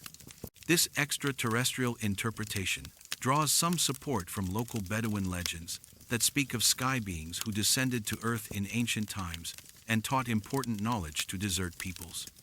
However, the ancient astronaut theory faces the same evidentiary challenges as in other contexts, requiring acceptance of extraordinary claims based on limited physical evidence and speculative interpretation of archaeological findings. Modern scientific investigation of the Gilf Kebir crystal caves employs sophisticated analytical techniques to understand both the natural formation processes and the evidence of human modification. X-ray crystallography and electron microscopy can reveal the internal structure and composition of the crystal formations, providing insights into how they were created and whether they show signs of artificial manipulation. These techniques have confirmed that many of the crystal modifications show characteristics that are difficult to explain through natural processes alone. Isotope analysis of crystal samples can provide information about the environmental conditions present during their formation, including temperature, pressure, and chemical composition of the groundwater that created them. This data helps establish timelines for crystal formation and can potentially identify periods when human modification occurred. Some results suggest that certain modifications were made to crystals that had been in place for thousands of years, indicating that the cave modifications spanned extended periods of human occupation. Advanced imaging techniques, including three-dimensional laser scanning and photogrammetry, have created detailed digital models of the cave systems that preserve precise records of crystal arrangements and modifications. These digital archives allow researchers to study the caves remotely and facilitate collaborative analysis between international research teams. The scanning has revealed previously unnoticed patterns and relationships between different crystal formations that suggest even more complex planning than initially apparent. Microscopic analysis of tool marks on modified crystal surfaces has provided important clues about the techniques used to achieve the precise cutting and shaping observed throughout the caves. While some marks are consistent with copper or stone tool work, others show characteristics that are difficult to explain using known prehistoric technologies. The absence of the crushing and fracturing typically associated with stone tool work on hard materials suggests the use of cutting methods that remain unknown. Comparative studies with crystal working techniques from other ancient cultures have revealed both similarities and important differences that help contextualize the Gilf Kebir findings. While many cultures have used crystals for decorative and ceremonial purposes, the level of precision and complexity found in the desert caves appears to be unique among known prehistoric sites. This distinctiveness raises important questions about the cultural and technological context in which the modifications were created. But what modern challenges threaten our understanding of these crystal mysteries? Climate change is affecting the delicate environmental conditions within the cave systems, altering humidity levels and temperature fluctuations that have helped preserve the crystal formations for thousands of years. Changes in groundwater patterns due to regional climate shifts could also affect the stability of the caves themselves, potentially leading to collapse or damage to the crystal formations. The increasing accessibility of the Western Desert due to improved transportation technology has brought more visitors to previously isolated sites, including the crystal caves. While scientific interest and tourism can provide valuable resources for research and conservation, increased human presence also poses risks to the fragile cave environments. Inadvertent damage from touching or moving crystal formations, introduction of foreign materials, and changes in air circulation patterns can all affect the preservation of these unique archaeological sites. Political instability in the broader region has complicated international research efforts and reduced funding for long-term conservation projects. The remote location of the caves makes them difficult to monitor and protect from vandalism or unauthorized removal of crystal specimens. The establishment of effective protection measures requires cooperation between multiple government agencies and international organizations, which can be challenging to maintain during periods of political uncertainty. The extreme difficulty and expense of accessing the Gilf Kebir caves limits the frequency and duration of research expeditions, slowing the pace of scientific investigation. The harsh desert environment poses significant logistical challenges and safety risks that require specialized equipment and expertise. These constraints mean that many important research questions remain unanswered due to practical limitations rather than lack of scientific interest. Perhaps the greatest challenge lies in balancing the desire for scientific understanding with the need to preserve these irreplaceable archaeological treasures for future generations. Every research activity in the caves involves some level of environmental impact, and researchers must carefully weigh the potential scientific benefits against the risks to the crystal formations. The development of non-invasive analytical techniques is crucial for advancing understanding while minimizing damage to the sites. As the desert wind continues to sculpt the ancient cliffs of Gilf Kebir, and researchers gradually decode the secrets hidden within its crystal chambers, the mystery of these underground galleries remains one of archaeology's most intriguing puzzles. Whether the sophisticated crystal modifications represent the work of prehistoric peoples with unexpectedly advanced technological knowledge, evidence of natural processes that we do not yet fully understand, or something even more extraordinary, they continue to challenge our assumptions about human capabilities in the ancient world. The crystalline chambers beneath the plateau serve as silent witnesses to achievements that push the boundaries of what we believe was possible with ancient technology. In their glittering surfaces, we see reflections not only of light, but of human creativity and ambition that transcended the limitations of their time and environment. The precise cuts, deliberate arrangements, and mysterious symbols speak of purposes and motivations that may never be fully understood, but which undeniably demonstrate the sophisticated intelligence and technical capability of their creators. Perhaps the greatest lesson of the Gilf Kebir crystal caves lies not in solving their mystery completely, but in their reminder that the ancient world was far more complex and technologically sophisticated than we often assume. These hidden chambers challenge us to expand our understanding of prehistoric human capabilities and to remain open to possibilities that stretch the boundaries of conventional archaeological interpretation. What do you think motivated ancient peoples to undertake such sophisticated crystal working in these remote desert caves? Share your theories about these crystalline mysteries in the comments below, and subscribe for more ancient enigmas that challenge our understanding of human achievement in the distant past.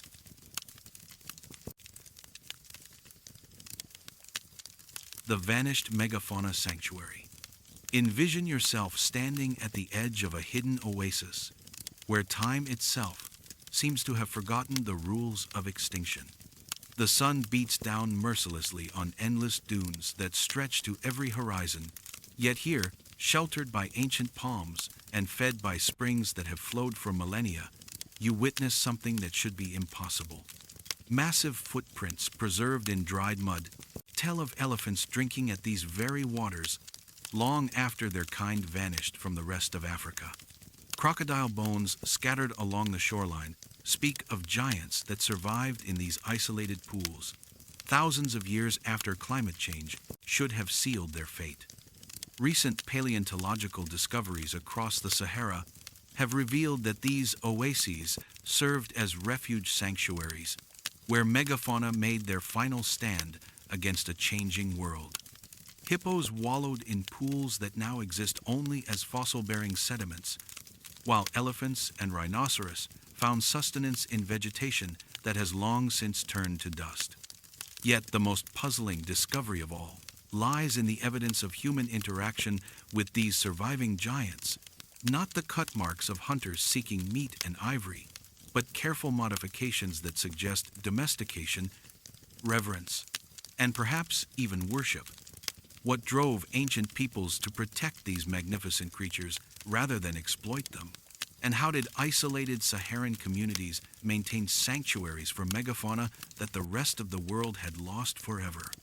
The Sahara Desert, as we know it today, represents one of the most dramatic environmental transformations in Earth's recent geological history.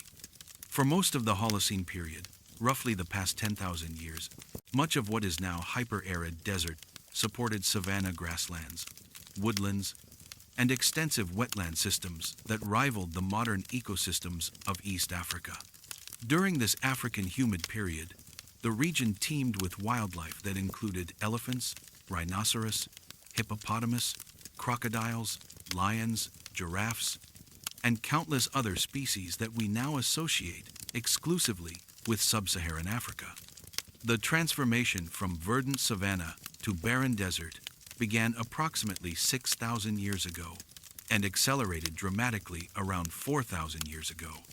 This process, known as Saharan aridification, was driven by orbital changes that reduced monsoon intensity across North Africa. As rainfall decreased and water sources dried up, the vast herds of megafauna that had thrived in the region faced a stark choice: migrate southward to follow the retreating vegetation, or perish in an increasingly hostile environment. Archaeological and paleontological evidence suggests that most large animal populations did indeed migrate, or died out as the desert expanded. Rock art from various Saharan sites shows a clear progression from paintings dominated by large mammals during the early Holocene to images featuring primarily domestic cattle and smaller animals during later periods. The final rock art phases show only desert-adapted species and human figures, marking the apparent end of megafauna presence in the region. However, this narrative of complete extinction has been challenged by recent discoveries that paint a far more complex picture of megafauna survival during Saharan aridification. Isolated oases and highland areas with reliable water sources appear to have served as refugia, where populations of large mammals persisted long after their disappearance from the broader landscape.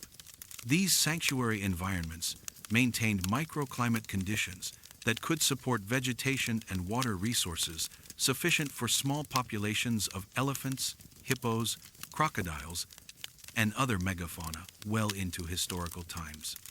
The human populations of these oasis sanctuaries developed unique relationships with the surviving megafauna that differed markedly from typical hunter-gatherer exploitation patterns.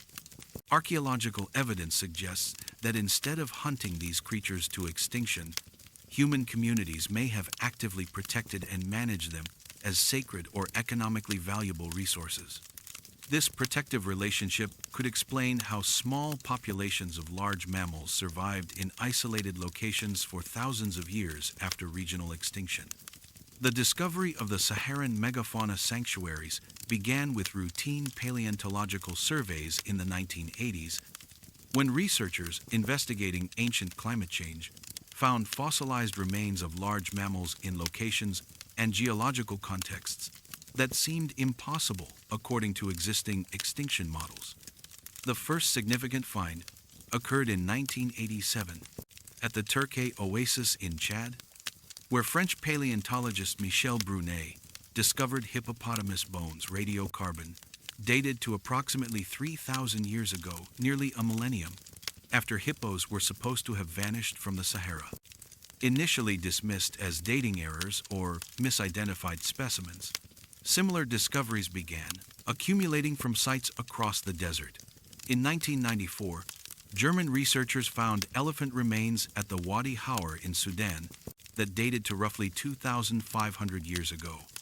The bones showed clear evidence of butchering, but the cut marks were limited and precise, suggesting careful utilization rather than wholesale slaughter.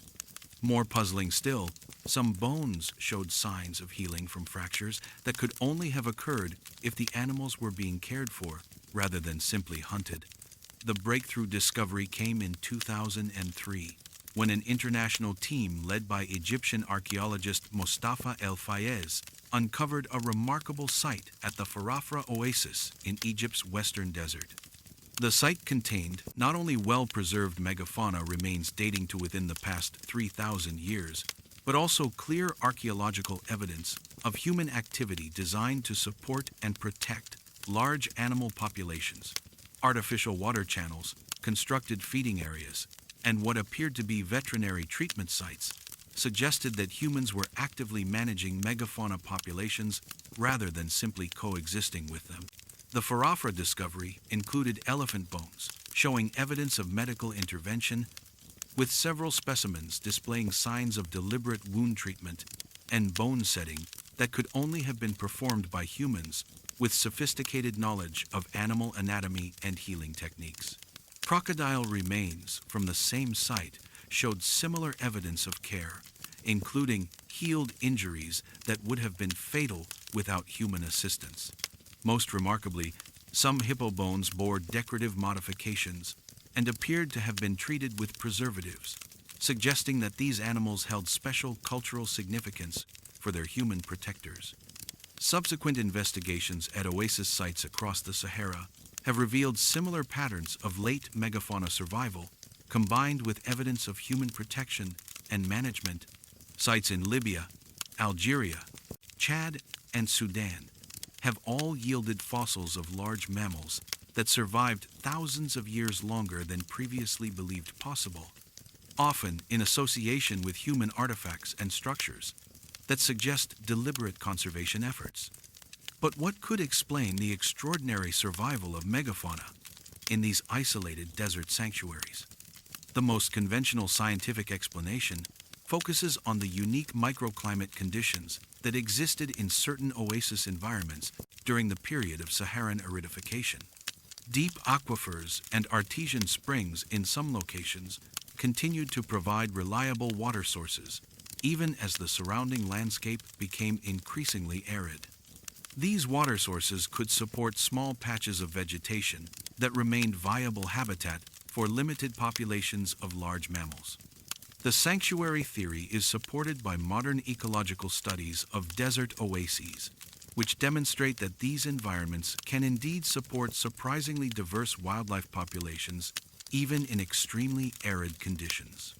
Contemporary oases in the Sahara and other deserts harbor species that have disappeared from the surrounding landscape, creating biological islands that preserve remnant populations of plants and animals that once had much wider distributions.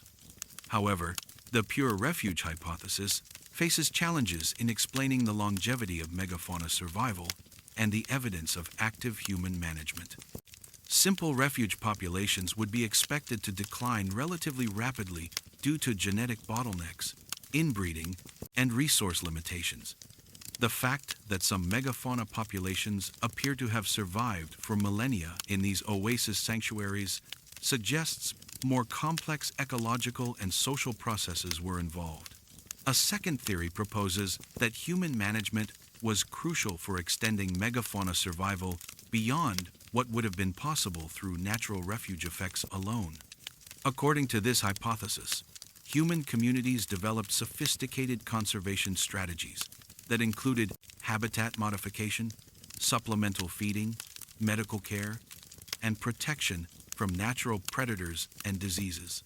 These early conservation programs could have sustained small megafauna populations indefinitely in environments that could not have supported them naturally. The human management theory gains support from ethnographic studies of traditional societies that maintain complex relationships with wildlife, including examples of deliberate conservation and husbandry of wild species. Historical accounts from various cultures describe practices such as protecting breeding areas, providing supplemental food during droughts, and treating injured animals. Similar practices applied to Saharan megafauna could explain their extended survival in oasis environments. Could there be another explanation? Some researchers have suggested that the late survival of Saharan megafauna might be explained by previously unknown population dynamics and migration patterns. Instead of simple north-south migration as the desert expanded, megafauna populations might have engaged in complex seasonal movements between scattered oases, maintaining genetic diversity and resource access across a network of refuge sites. This connectivity hypothesis suggests that what appear to be isolated oasis populations were actually part of larger metapopulations that maintain gene flow and demographic stability through periodic migrations between suitable habitat patches. Computer models of such metapopulation systems demonstrate that they can sustain species survival much longer than isolated refuge populations, potentially explaining the millennia-long persistence of megafauna in the Sahara. A more speculative possibility focuses on the potential role of climate variability in extending megafauna survival. While the overall trend during the late Holocene was toward increasing aridity, this process was not uniform or continuous. Periodic wet phases, volcanic cooling events, and other climate fluctuations could have temporarily restored favorable conditions across broader areas of the Sahara, allowing megafauna populations to expand from their oasis refugia and recolonize previously unsuitable regions. This climate variability theory is supported by paleoclimate records that show significant short-term fluctuations superimposed on the long-term drying trend. If megafauna populations could survive in oasis sanctuaries during the driest periods and expand during wetter intervals, their overall survival time could be extended far beyond what steady aridification models would predict. The most extraordinary possibility is that some form of advanced ecological management system was developed by Saharan cultures that allowed them to maintain artificial ecosystems capable of supporting megafauna populations indefinitely. This theory suggests that ancient desert peoples developed techniques for water management, soil conservation, and habitat manipulation that were far more sophisticated than previously recognized, creating sustainable oasis environments that functioned as the world's first wildlife preserves.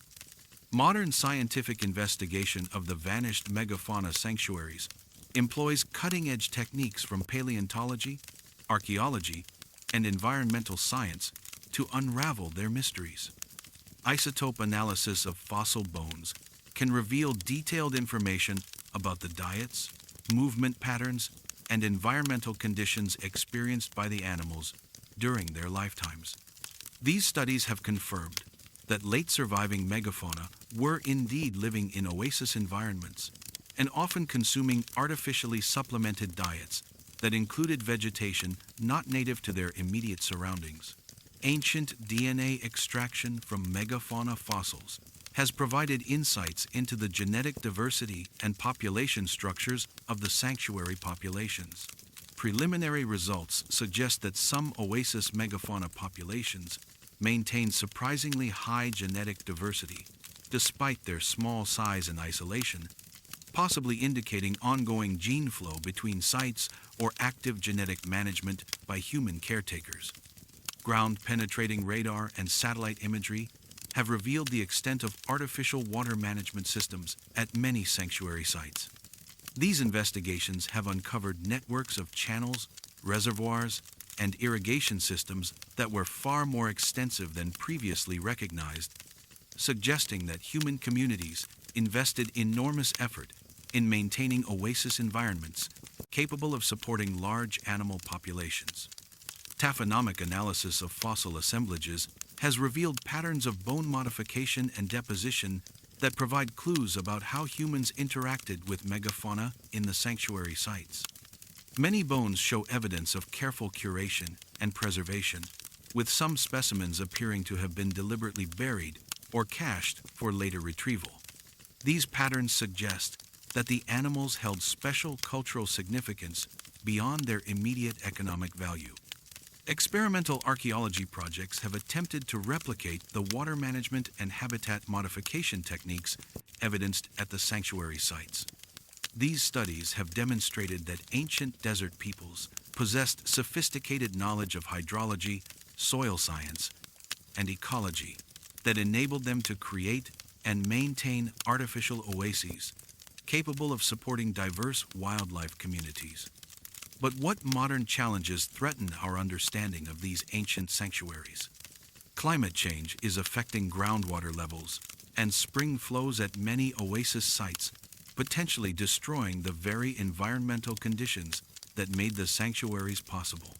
As water tables drop and springs fail, the delicate ecological balance that sustained both human communities and megafauna populations is being disrupted, making it increasingly difficult to study how these systems functioned in the past. Political instability across the Saharan region has limited access to many of. Numbers have meaning until they start counting something that should not exist. Loveland Pass crosses the Continental Divide at 11,990 feet above sea level, connecting Clear Creek and Summit counties via United States Highway 6. The pass represents one of the highest year-round vehicle crossings in Colorado, maintained as a backup route when the Eisenhower Tunnel closes due to accidents or extreme weather. Loveland Pass gained strategic importance during World War II as a testing ground for mountain warfare equipment, with military personnel conducting cold weather operations training in the harsh alpine environment. The terrain around Loveland Pass consists of exposed granite peaks, alpine tundra, and snowfields that persist year-round above tree line. Weather conditions change rapidly due to the elevation and exposure, with visibility dropping to near zero during frequent storms. The isolation and challenging environment have made the area largely unpopulated, except for highway maintenance crews and recreational skiers using nearby Loveland Ski Area. Amateur radio operators have used the pass as a preferred location for long-distance communication since the 1950s. The high elevation and minimal electronic interference make it ideal for radio propagation experiments and emergency communication drills. The Rocky Mountain Radio Club established monitoring station W0KRM at the pass in 1978, using it for avalanche reporting and coordination with search and rescue operations. Radio communication in the area follows standard Federal Communications Commission protocols, with designated frequencies for emergency services, amateur operators, and commercial users. The sparse population and remote location typically produce minimal radio traffic, making it easy to identify and investigate unusual transmissions.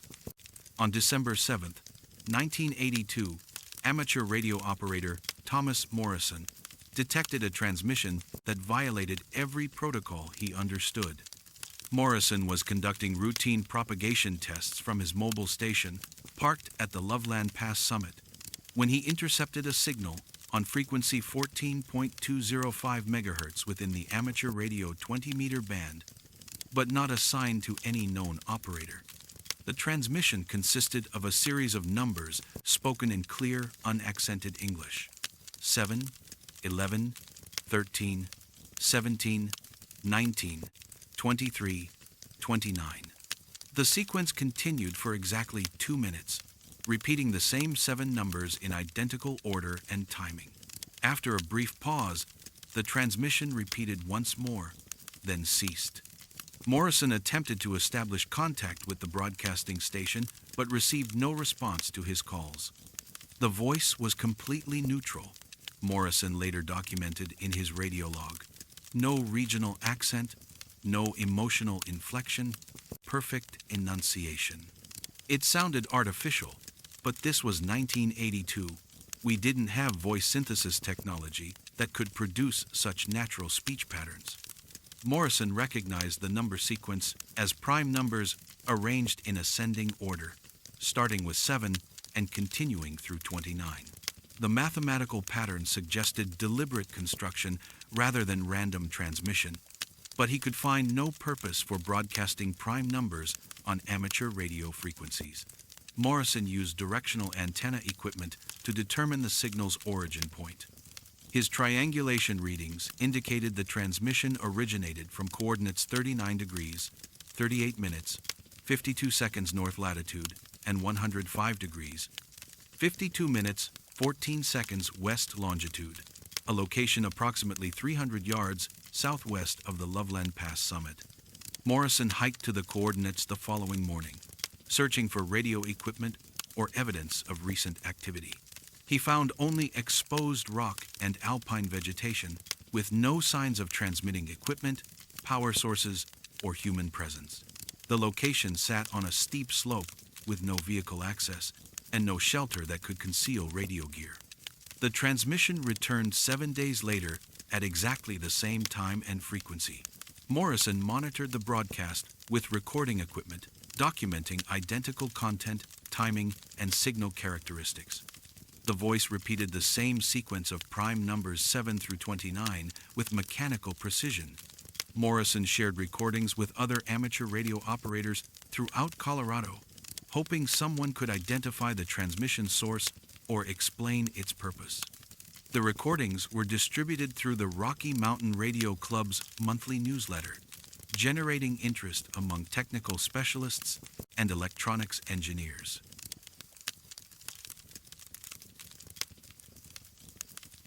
The subterranean stone circles. Imagine kneeling in the shifting sand of the Sahara, running your hands through grains that have buried secrets for millennia. Beneath your touch lies something extraordinary. Ancient stone circles that dwarf Stonehenge in both age and number, hidden monuments that have slept beneath the desert for thousands of years. Satellite surveys have revealed an astounding truth. Hundreds of circular stone structures lie buried across the vast expanse of the Sahara, their perfect geometric forms visible only to radar and magnetic sensors that can peer through centuries of accumulated sand. When archaeologists finally excavate these subterranean monuments, they find massive stones arranged with mathematical precision, many showing astronomical alignments that predate any known civilization in the region by thousands of years. Yet these circles yield no artifacts, no burial goods, no pottery shards or tool fragments that might reveal their creator's identity. Only perfectly arranged megaliths that required enormous effort to quarry, transport, and position with breathtaking accuracy. The stones seem to have been placed according to some grand design that connected individual circles across hundreds of kilometers of desert, creating a vast network of monuments whose purpose remains completely unknown. What ancient people possessed the organizational capability and astronomical knowledge to create this continental-scale megalithic project? And why did they choose to build their monuments in locations that would inevitably be swallowed by the advancing desert? The Sahara Desert covers over 9 million square kilometers of North Africa, making it nearly the size of the entire United States and representing one of the most formidable environments on Earth. Yet, this seemingly eternal wasteland was dramatically different during much of human prehistory. Between roughly 12,000 and 4,000 years ago, the region experienced what climatologists call the African humid period, when monsoon systems brought abundant rainfall that transformed the desert into vast grasslands dotted with lakes, rivers, and thriving ecosystems. During this verdant period, the Sahara supported diverse populations of hunter-gatherers and early pastoral peoples who left behind extensive archaeological evidence of their presence. Rock art galleries throughout the region depict elephants, giraffes, crocodiles, and other wildlife that required abundant water and vegetation to survive.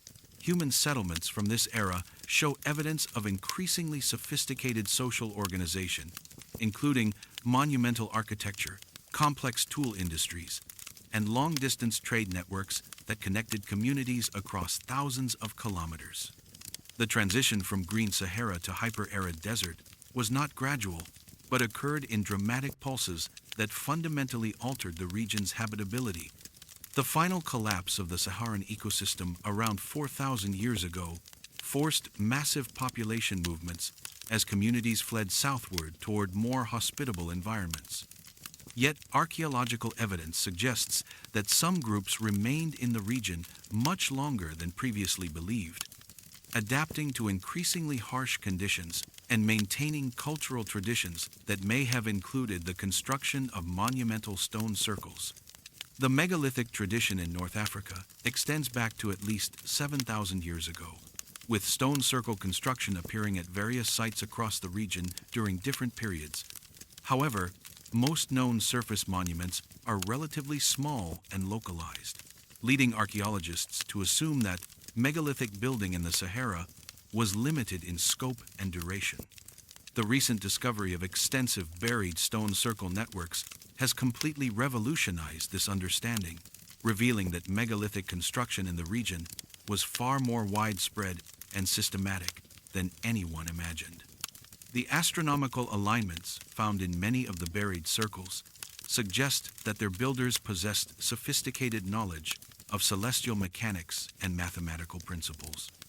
Many circles are oriented toward specific cardinal directions, solstice positions, or star patterns that would have been significant for navigation, calendar keeping, or religious ceremonies.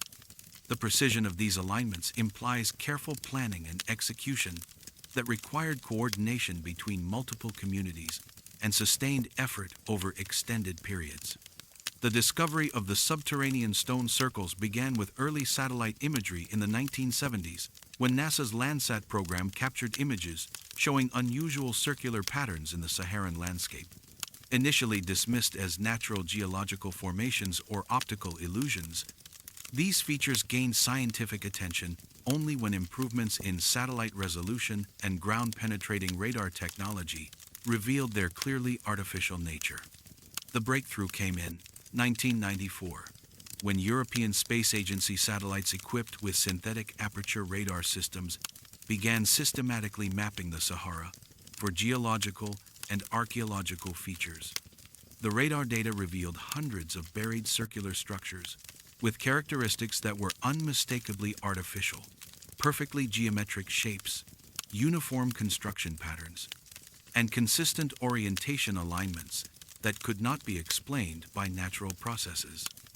Ground truthing expeditions in the late 1990s confirmed that the satellite anomalies represented genuine archaeological sites. The first excavation of a buried circle in southern Algeria revealed massive stone blocks arranged in a perfect circle 30 meters in diameter.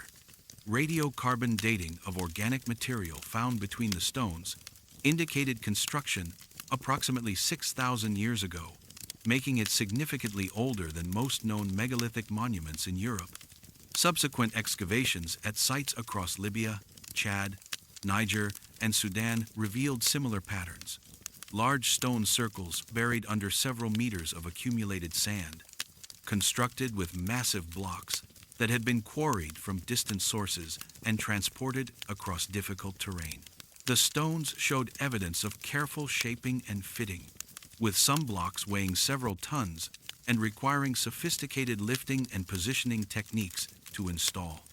The most startling aspect of these discoveries was their sheer number and geographic distribution.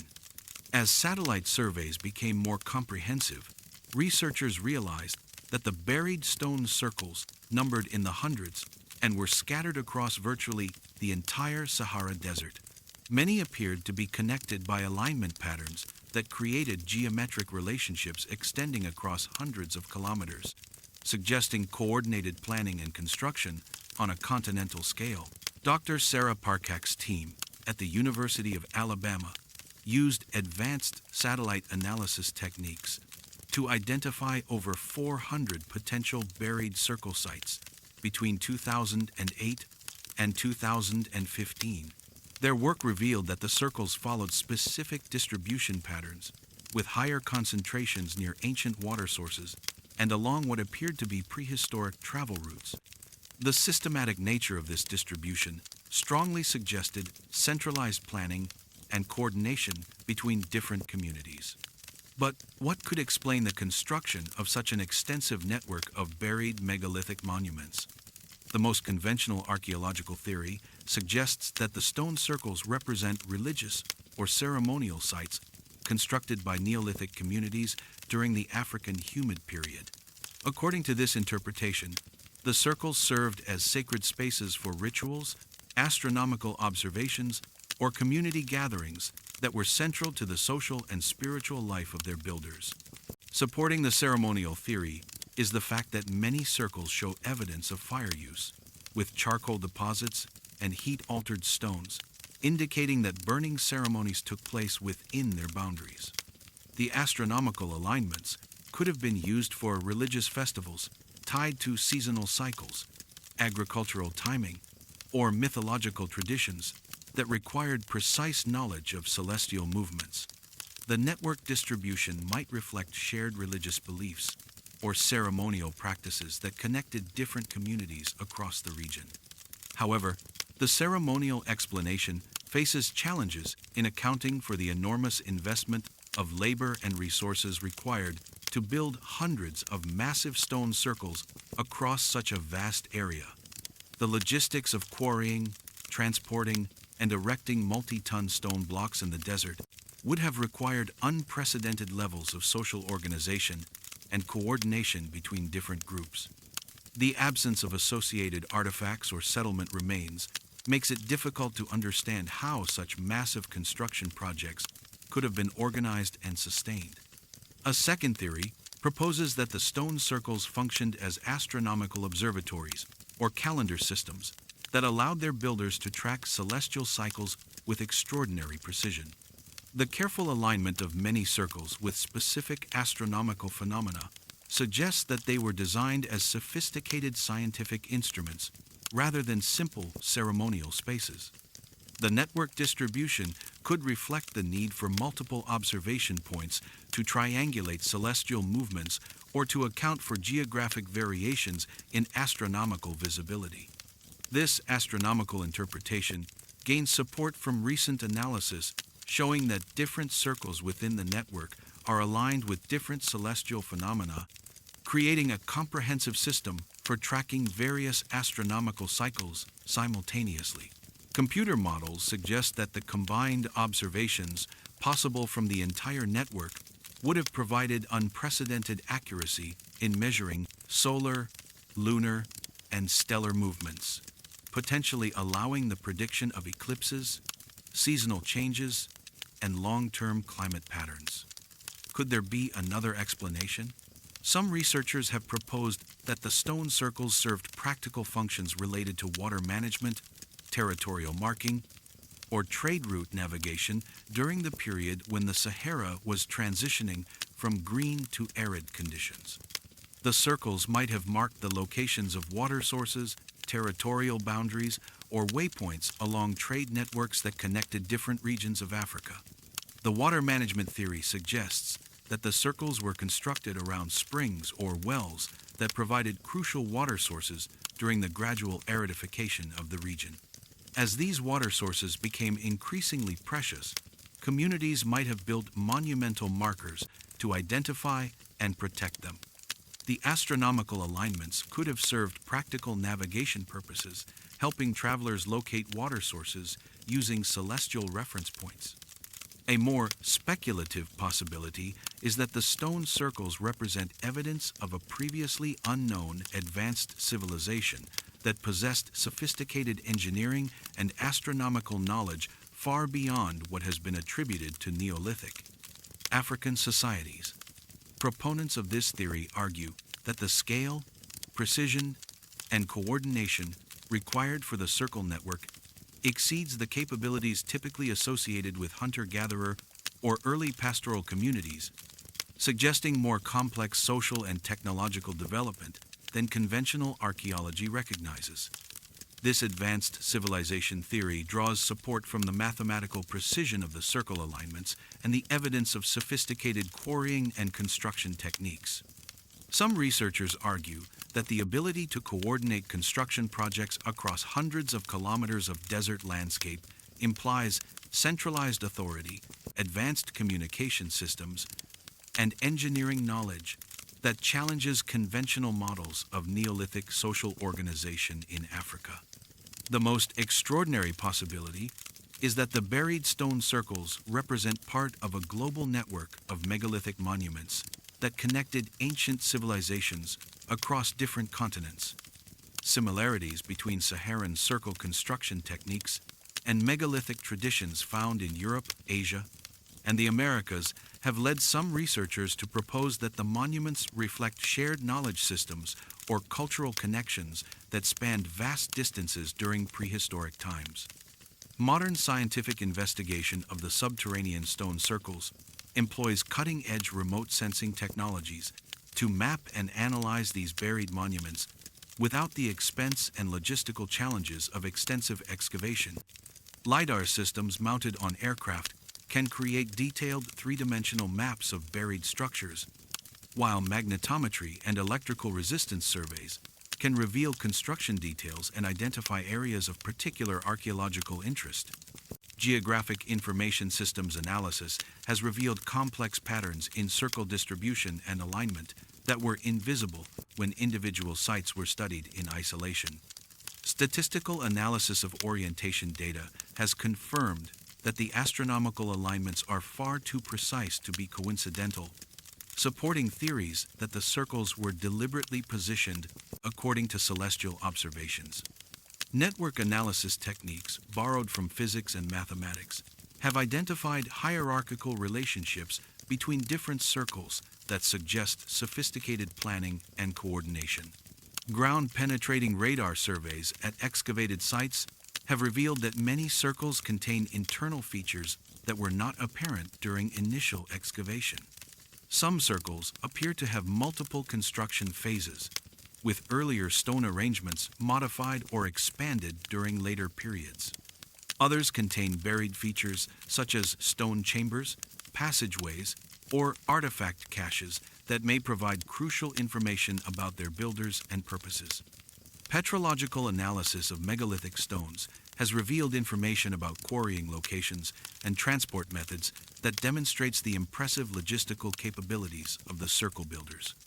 Many stones were quarried from sources located hundreds of kilometers from their final positions, requiring sophisticated knowledge of geology, navigation, and transportation techniques. The uniform construction standards maintained across such vast distances suggest standardized building techniques and quality control systems. Paleoenvironmental reconstruction, using sediment analysis and pollen studies, has provided detailed information about the environmental conditions that existed when the circles were constructed. These studies confirm that many circles were built during periods when the local environment was much more hospitable than today, but also reveal that some construction continued even as conditions became increasingly arid. But what modern challenges threaten our understanding of these buried megalithic networks? Climate change is accelerating erosion processes that may be exposing some buried circles while simultaneously destroying others through flash flooding and wind damage. The extreme weather events that are becoming more frequent in the Sahara can cause catastrophic damage to archaeological sites within hours, destroying evidence that took millennia to accumulate. Political instability across North Africa has severely limited access to many of the most important circle sites, preventing systematic investigation and monitoring. Many circles are located in remote border regions that are affected by ongoing conflicts, making research extremely dangerous and limiting international collaboration on investigation projects. The lack of site security has also made the circles vulnerable to looting and vandalism. The expansion of mining and petroleum extraction across the Sahara poses direct threats to buried archaeological sites. Heavy machinery used for resource extraction can destroy circle sites without detection, as the buried monuments are often invisible from the surface. The lack of comprehensive archaeological surveys in many regions means that development projects may inadvertently destroy important sites before they can be documented. Traditional knowledge held by desert communities about stone monuments and ancient landmarks, is disappearing as nomadic lifestyles are abandoned and oral traditions are lost. Elder community members often possess detailed knowledge about the locations of unusual stone formations and ancient sites, but this information is rarely recorded before it disappears with the passing of its holders. Perhaps the greatest challenge lies in the sheer scale of the circle network and the logistical difficulties of investigating hundreds of sites scattered across one of the world's most hostile environments. The costs and risks associated with desert archaeology limit the pace of investigation to a small fraction of what would be needed to fully understand this remarkable archaeological phenomenon. As satellite technology continues to reveal new circles buried beneath the shifting sands, and archaeologists gradually excavate selected sites to unlock their secrets, the mystery of the Saharan megalithic network remains one of prehistory's most intriguing puzzles. Whether these monuments represent the ceremonial legacy of Neolithic communities, sophisticated astronomical observatories, practical infrastructure for desert survival, or something even more extraordinary, they demonstrate that ancient African societies possessed capabilities that far exceeded previous archaeological expectations. The subterranean stone circles serve as silent testimony to human ambition and organizational capacity that could coordinate monumental construction projects across continental distances. In their precise alignments and careful construction, we see evidence of mathematical knowledge, astronomical observation, and engineering skill that challenges our understanding of prehistoric African civilizations and their technological capabilities. These buried monuments remind us that the archaeological record of ancient Africa remains largely unexplored, with countless discoveries waiting beneath the desert sands. The stone circles represent just one example of the sophisticated cultural achievements that may lie hidden throughout the continent, waiting for new technologies and research opportunities to reveal their secrets to the modern world. What do you think motivated ancient peoples to undertake such an enormous megalithic construction project across the vast Sahara? Share your theories about these mysterious stone circles in the comments below, and subscribe for more hidden archaeological wonders that continue to reshape our understanding of human prehistory.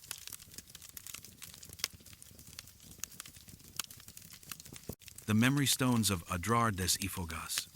Picture yourself standing among weathered granite peaks in the heart of the Sahara, where ancient scribes once gathered to carve messages that would outlast empires.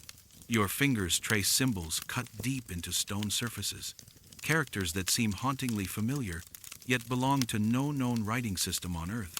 In Mali's remote Adrar des Ifogas mountains, explorers continue to discover inscribed stones and tablets bearing scripts that defy every attempt at translation, mysterious messages left by civilizations that history has forgotten. These are not crude scratches or random marks, but sophisticated writing systems that follow clear linguistic patterns, complete with grammar structures, repeated word forms, and complex symbol variations that speak of educated scribes working within established literary traditions. Most puzzling of all, some stones contain inscriptions in multiple unknown scripts, appearing to be ancient attempts at translation between languages that have never been identified. The stones themselves tell a strange story of concealment and revelation, showing clear evidence of being deliberately buried and later unearthed multiple times throughout history, as if successive generations discovered these linguistic treasures, studied them briefly, then chose to hide them again. What messages could be so important that they demanded preservation in stone, yet so dangerous that they required periodic burial? What lost languages are crying out from these mountain peaks, and why have their words remained silent for so long? The Adrar des Ifogas mountain range rises dramatically from the Saharan plains of northern Mali, its ancient granite peaks reaching over 900 meters into the desert sky. This rugged massif represents one of the oldest geological formations in West Africa, with rock foundations dating back over 2 billion years.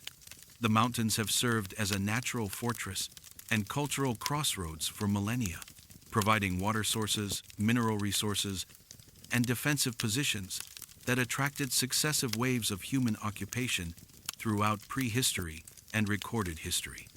Archaeological evidence suggests that the Adrar de Sifogas region has been continuously inhabited for at least 5,000 years, serving as a crucial link between North African Mediterranean cultures and the kingdoms of sub-Saharan Africa. The mountain's strategic location along ancient trans-Saharan trade routes made them a meeting place for diverse populations, including Berber nomads, Sudanic agriculturalists, Arab merchants, and various other cultural groups whose interactions created one of Africa's most complex zones of cultural exchange. The geological characteristics of the region provided ideal conditions for preserving inscribed materials across vast time periods. The hard granite bedrock resists weathering and erosion, while the arid climate minimizes the chemical and biological processes that typically destroy organic materials and stone inscriptions in more humid environments. Natural rock shelters and caves throughout the mountains offered protection from sandstorms and temperature extremes, creating microenvironments where stone inscriptions could survive virtually unchanged for thousands of years. Historical records from medieval Islamic sources describe the Adrar des Ifogas as a center of learning and religious scholarship, home to libraries, schools, and communities of scribes who maintained extensive manuscript collections. The famous Timbuktu manuscripts, representing one of Africa's greatest intellectual traditions, were created by scholars who maintained close connections with the mountain communities. However, the relationship between these documented literary traditions and the mysterious inscribed stones remains unclear, as the unknown scripts bear no apparent relationship to Arabic, Tifinagh, or other writing systems known from the region. The cultural complexity of the Adrar des Ifogas is reflected in its role as a sanctuary for diverse religious and intellectual traditions throughout history. The mountains provided refuge for communities fleeing political persecution, religious conflicts, and environmental disasters, creating a unique environment where different knowledge systems could coexist and influence each other. This multicultural heritage may be crucial for understanding the origins and significance of the mysterious inscribed stones found throughout the region. The modern discovery of the memory stones began in 1947 during French colonial geological surveys aimed at identifying mineral resources in the remote mountain regions.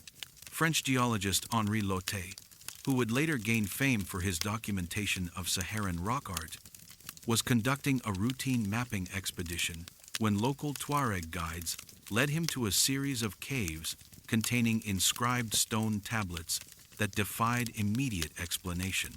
Lotte's initial photographs and sketches of the inscriptions were sent to leading experts in ancient languages and epigraphy throughout Europe and North Africa, but none could identify the writing systems or provide meaningful translations. The symbols appeared to follow consistent patterns that suggested genuine linguistic content rather than decorative art, but they matched no known scripts from Africa, Europe, Asia, or the Middle East. The discovery represented a completely unknown chapter in the history of human writing. The first systematic archaeological investigation began in 1953 when Lotte returned with a specialized team including linguists, archaeologists, and photographers equipped to document the inscriptions comprehensively.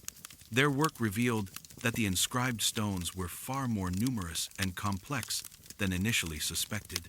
Over 200 individual tablets and rock inscriptions were cataloged during this initial survey, showing evidence of at least 3 distinct writing systems used across different time periods. The team's most startling discovery was a group of stones that appeared to contain parallel texts in multiple unknown scripts. These multilingual inscriptions suggested that ancient scholars had attempted to create translation keys between different writing systems implying sophisticated linguistic knowledge and international contacts that were previously unsuspected for the region. The implications were staggering. If genuine, these stones represented evidence of lost civilizations that possessed advanced literacy and maintained scholarly traditions that disappeared without trace.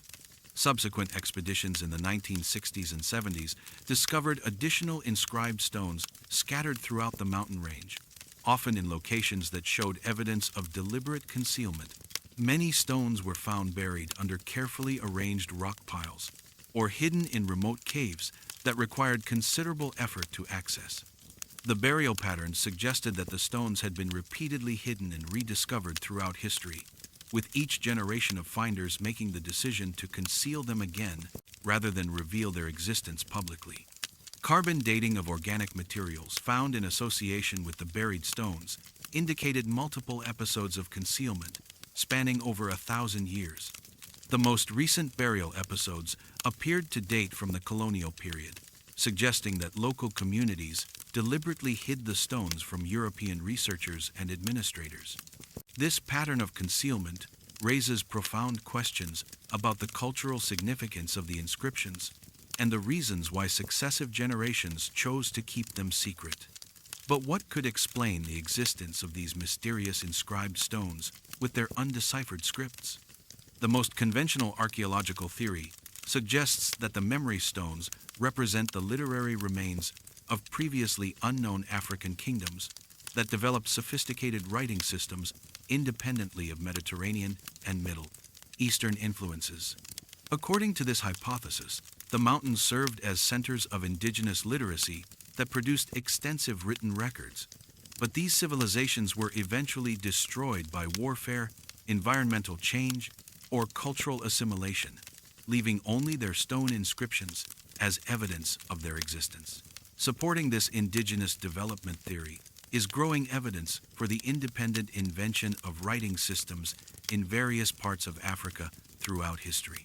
Recent research has identified several African scripts that were developed without outside influence, including the Vai script of Liberia, the Bamum script of Cameroon, and various Ethiopian writing systems. The Adrar Desifogus inscriptions could represent similar independent innovations that were subsequently lost due to historical circumstances. The indigenous theory also explains the multilingual nature of some inscriptions as evidence of diplomatic or commercial contacts between different African kingdoms. The translation attempts visible on some stones might represent efforts to facilitate communication between political entities that use different writing systems, similar to multilingual inscriptions found in other ancient civilizations such as the Rosetta Stone or the Behistun inscription. A second theory proposes that the memory stones were created by refugee communities from more distant civilizations who sought sanctuary in the remote mountain regions during periods of political or environmental crisis. According to this migration hypothesis, the inscriptions represent the literary traditions of displaced populations who attempted to preserve their cultural heritage by carving important texts into stone for permanent preservation. This refugee theory could explain the apparent sophistication of the writing systems and the evidence of deliberate concealment throughout history. Communities fleeing persecution might have hidden their most precious literary materials to prevent them from being discovered and destroyed by enemies or conquerors. The multilingual inscriptions might represent attempts by different refugee groups to communicate with each other or to create comprehensive records that could be understood by future generations, regardless of their linguistic background. Could there be another explanation? Some researchers have proposed that the inscriptions might represent evidence of ancient international contacts that connected sub-Saharan Africa with distant civilizations in ways that conventional history has not recognized. The sophisticated nature of the writing systems and the apparent translation efforts might indicate scholarly exchanges between African intellectuals and their counterparts in other continents during prehistoric or early historic periods.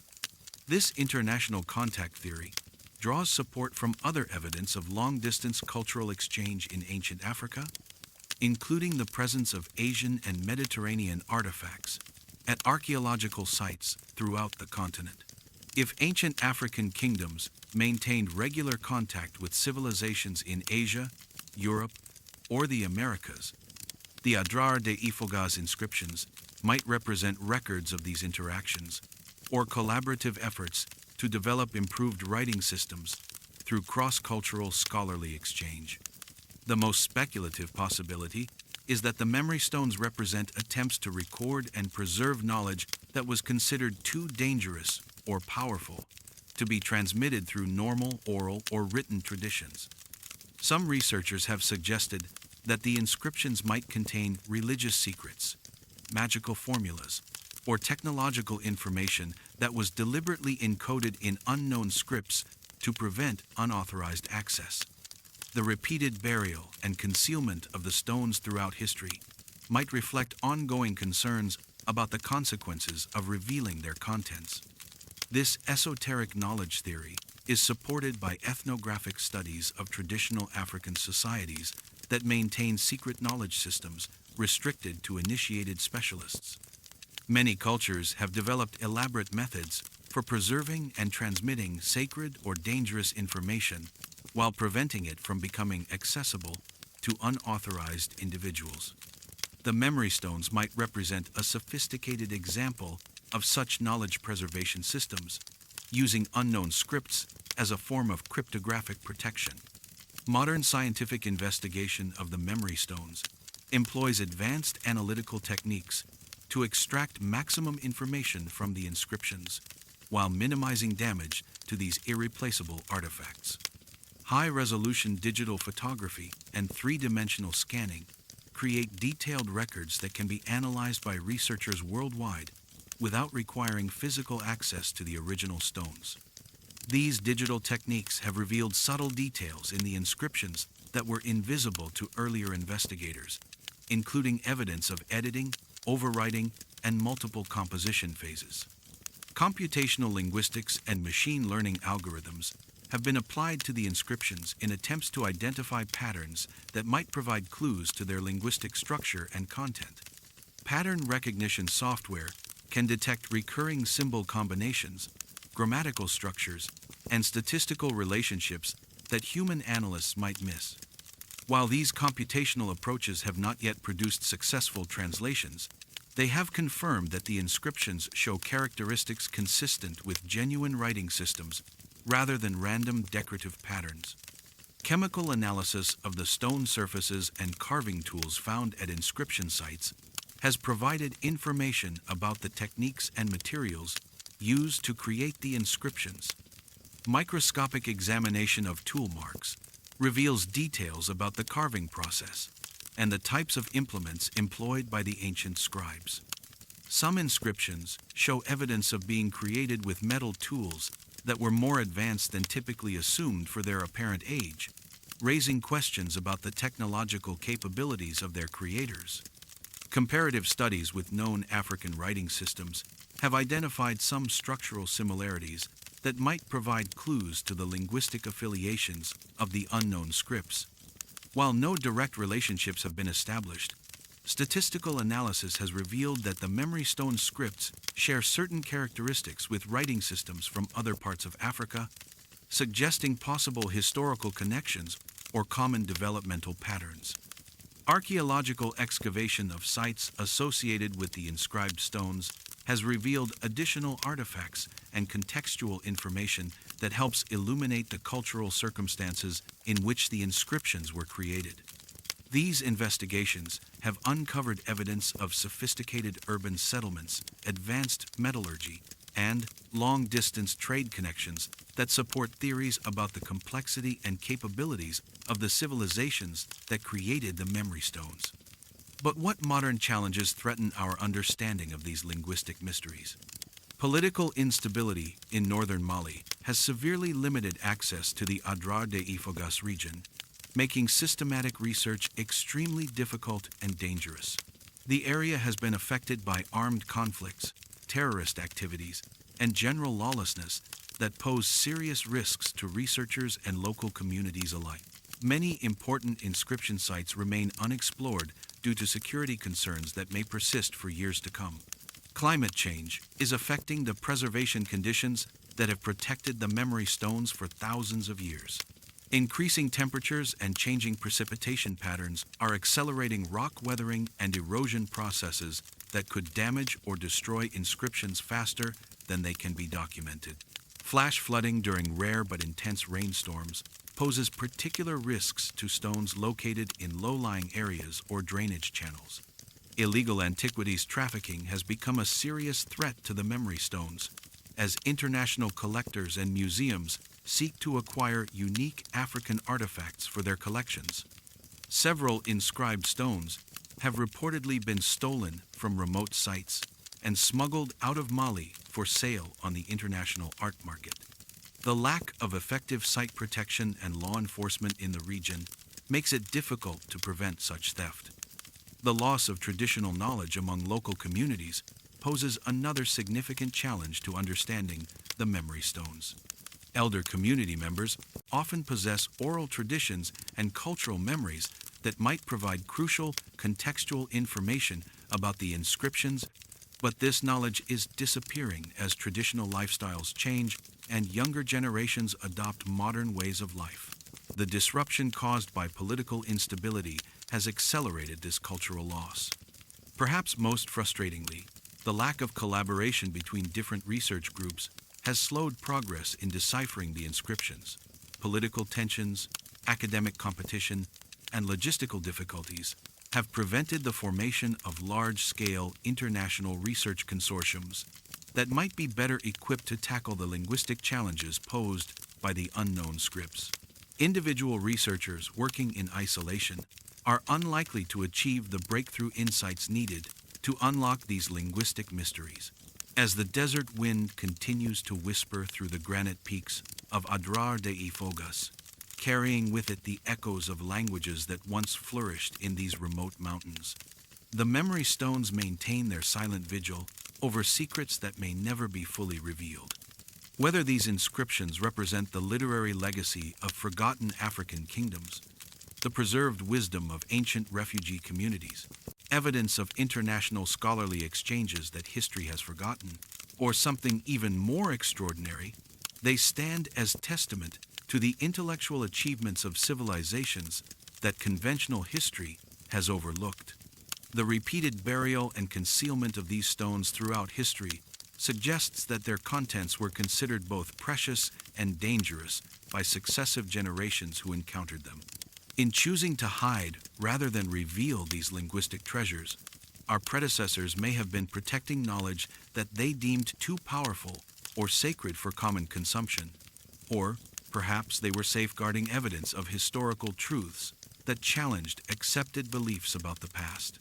Perhaps the greatest mystery of the memory stones lies not in their undeciphered contents, but in their reminder that the history of human literacy and intellectual achievement in Africa extends far beyond what conventional scholarship has recognized. These inscriptions challenge us to expand our understanding of ancient African civilizations and to remain open to possibilities that may fundamentally reshape our knowledge of the continent's intellectual heritage. What secrets do you think the memory stones are trying to preserve? Share your theories about these mysterious inscriptions in the comments below, and subscribe for more hidden chapters in humanity's written legacy that continue to challenge our understanding of the past.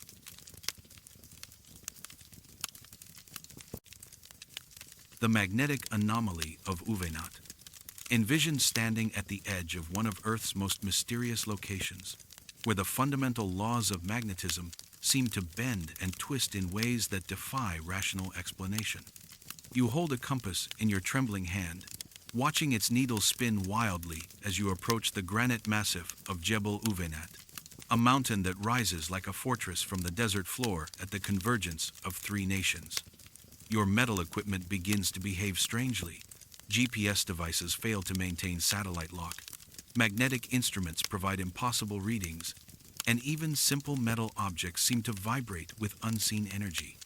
The granite cliffs tower above you, their ancient stone face scarred by millennia of wind and sand, yet harboring secrets that modern science struggles to understand. This remote peak creates magnetic disturbances that extend far beyond what its known mineral content should produce, generating field patterns so complex and powerful that they cause navigation equipment to fail in ways that seem almost deliberately orchestrated.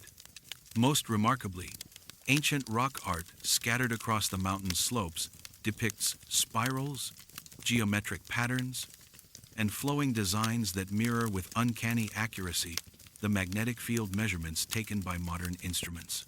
What force could cause such profound magnetic anomalies in this isolated corner of the Sahara? And why did ancient artists choose to record patterns that would only make sense thousands of years later, when humanity developed the technology to visualize magnetic fields?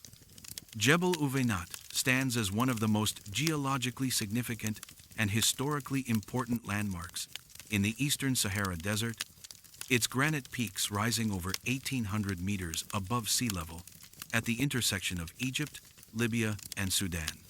This ancient mountain represents the eroded remnant of a massive granite intrusion that formed during the Precambrian era over 600 million years ago, making it one of the oldest exposed rock formations in North Africa. The mountain's strategic location has made it a crucial navigation landmark for trans-Saharan travelers throughout history, serving as a waypoint for trade caravans, explorers, and nomadic peoples crossing the vast expanses of the Western Desert. The geological composition of Jebel Uweinat consists primarily of coarse-grained granite, containing significant concentrations of quartz, feldspar, and mica, along with various accessory minerals including magnetite, hematite, and other iron-bearing compounds. While this mineral assemblage is capable of producing magnetic effects, the intensity and extent of the magnetic anomalies observed around the mountain far exceed what would be expected from such a composition. Standard geological models predict localized magnetic variations near granite outcrops, but the Uweinat phenomenon extends for dozens of kilometers beyond the mountain itself, creating a magnetic disturbance zone that encompasses thousands of square kilometers of surrounding desert. Archaeological evidence indicates that human occupation of the Jebel Uweinat region extends back at least 8,000 years. During the African humid period, when the area supported savanna environments with reliable water sources, the mountain's springs and seasonal pools provided crucial resources for prehistoric communities, while its elevated position offered commanding views across the surrounding landscape for defensive and navigation purposes. Rock art sites scattered throughout the mountain complex contain thousands of paintings and engravings depicting animals, humans, and abstract designs that chronicle the region's long history of human habitation. The cultural significance of Jebel Uweinat extends beyond its practical importance as a water source and navigation landmark. Local traditions among desert peoples speak of the mountain as a place of power and mystery, where unusual phenomena have been observed for generations. Tuareg and Bedouin oral histories describe strange lights, unusual sounds, and navigation difficulties experienced by travelers who venture too close to certain areas of the mountain.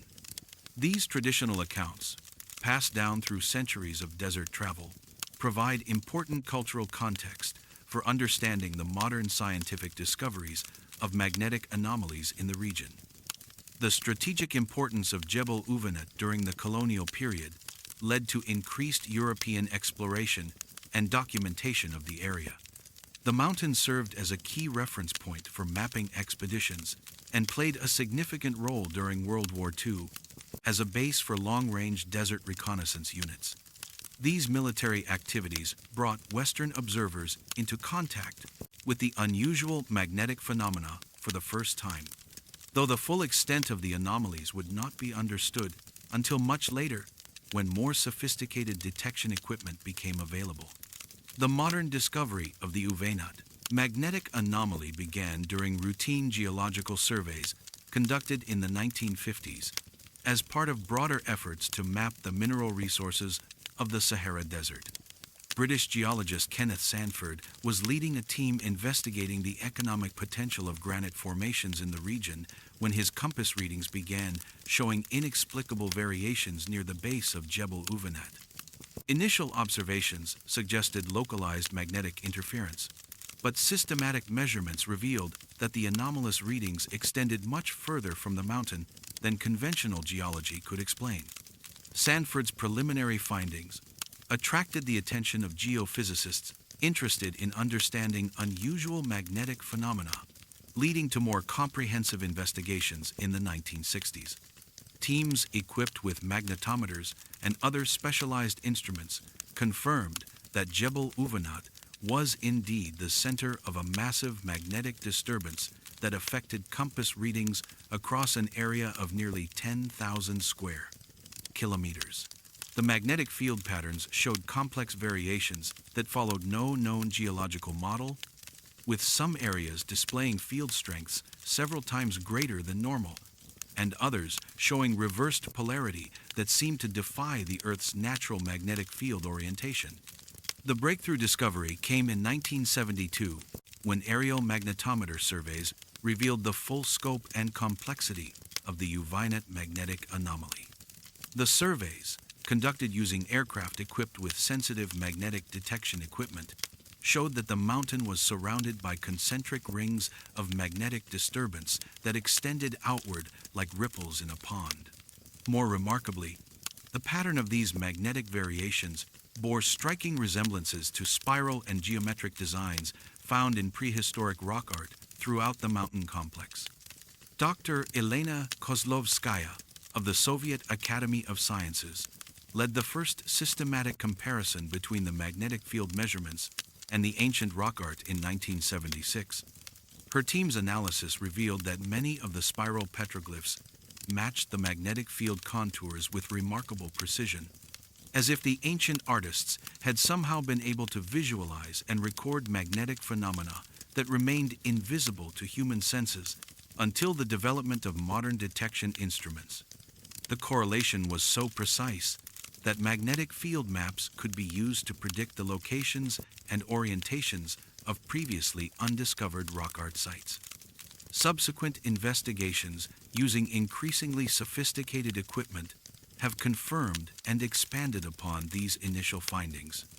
Satellite magnetometer data collected during the 1980s and 90s revealed additional layers of complexity in the magnetic anomaly, including time-variable effects that showed the magnetic field strength fluctuating according to patterns that correlated with solar activity, lunar phases, and other astronomical cycles. These temporal variations added new dimensions to the mystery, suggesting that the Uvenat anomaly was not simply a static geological phenomenon, but an active system responding to external influences in ways that conventional physics struggled to explain. But what could account for such extraordinary magnetic phenomena in this remote desert location? The most conventional scientific explanation focuses on the presence of unusual mineral deposits within the granite bedrock that could concentrate and amplify natural magnetic fields. According to this geological theory, the Precambrian granite formation at Jebel Uvenat contains higher than normal concentrations of magnetic minerals, possibly including rare earth elements or unusual crystal structures that create powerful magnetic effects when properly aligned within the rock matrix. Supporting the mineral concentration hypothesis is evidence that certain types of granite formations can indeed produce significant magnetic anomalies under specific geological conditions. Laboratory analysis of rock samples from Jebel Uvenat has confirmed the presence of magnetite, hematite, and other magnetic minerals, though not in concentrations that would obviously account for the observed field strengths.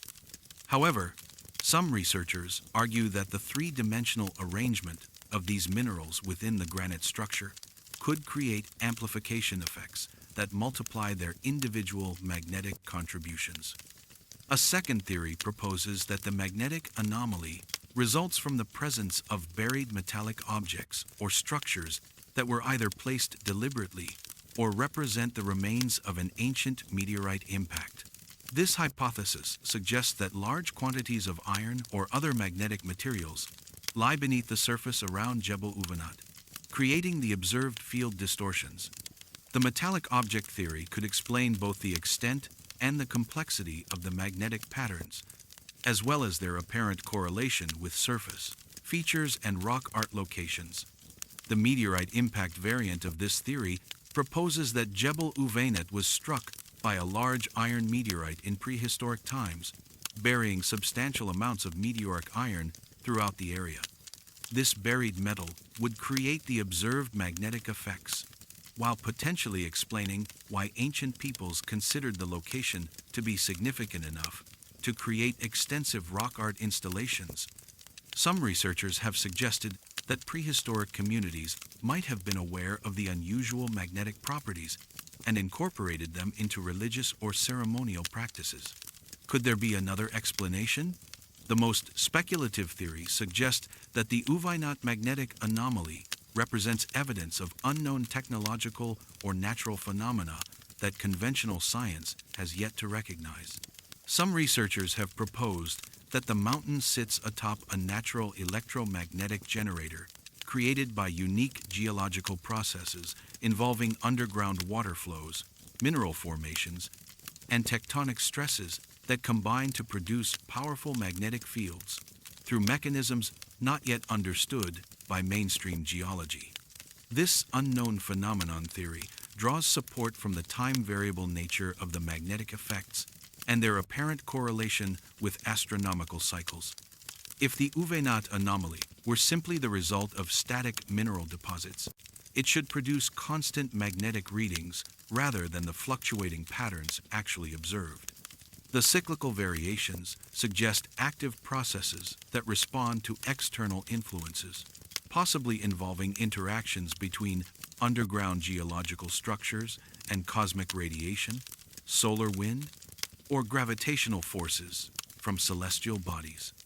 A related possibility is that the magnetic anomaly represents evidence of ancient technological intervention by unknown civilizations that possessed advanced understanding of electromagnetic phenomena.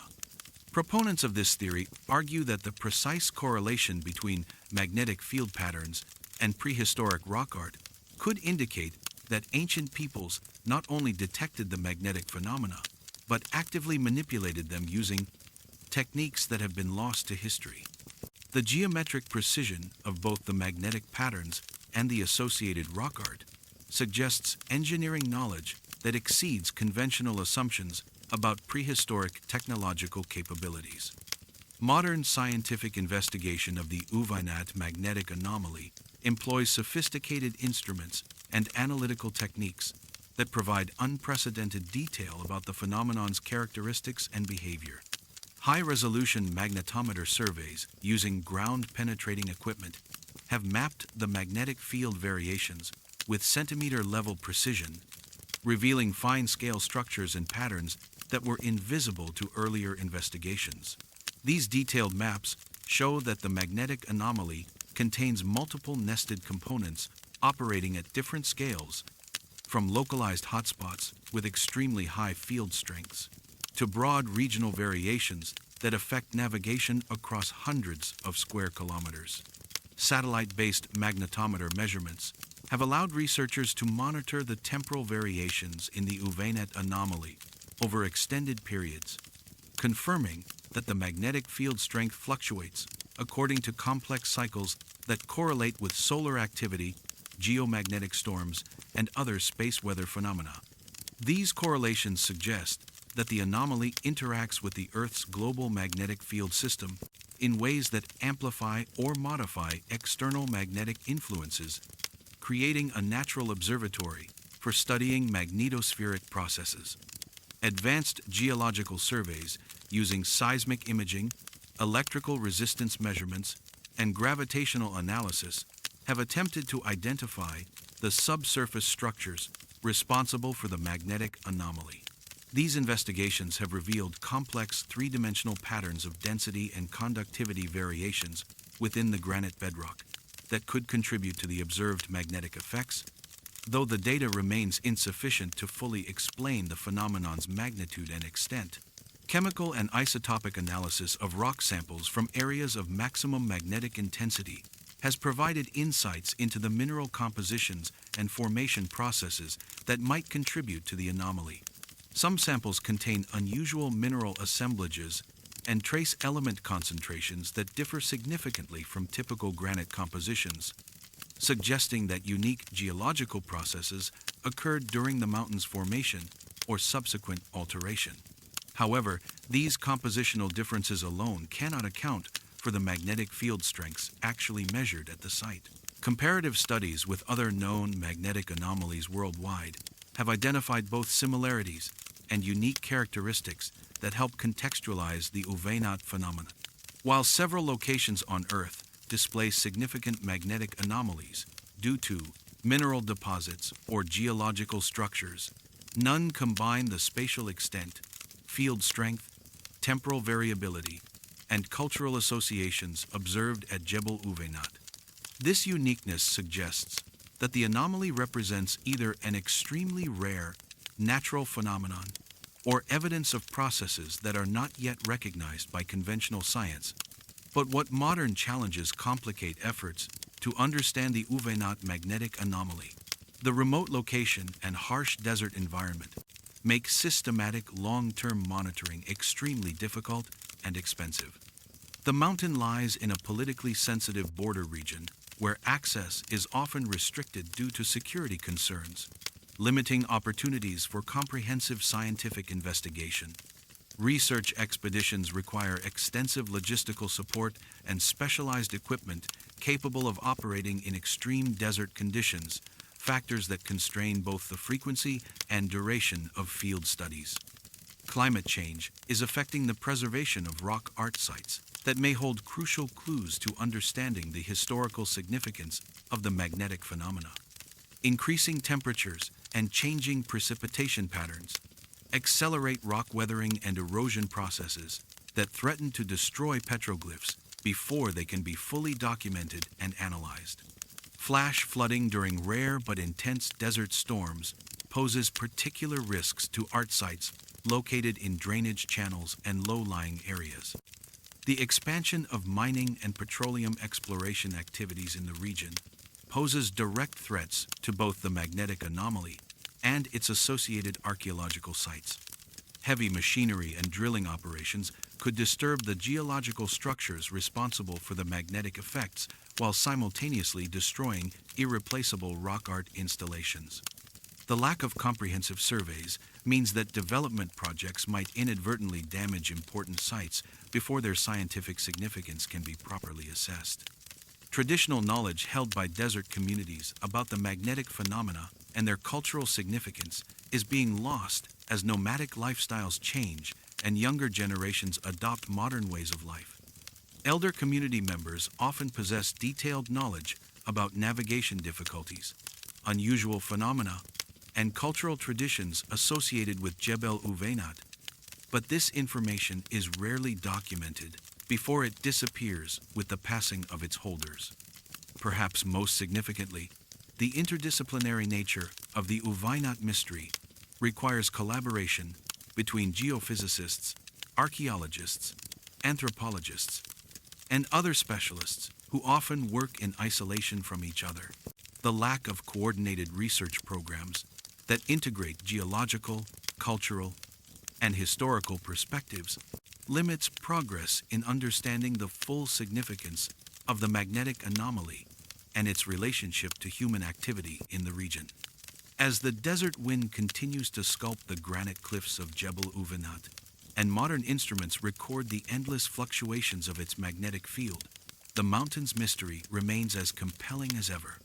Whether the anomaly represents an extraordinary natural phenomenon, evidence of ancient technological achievements, or something that challenges our fundamental understanding of geophysics, it continues to demonstrate that the natural world contains secrets that resist easy categorization or explanation.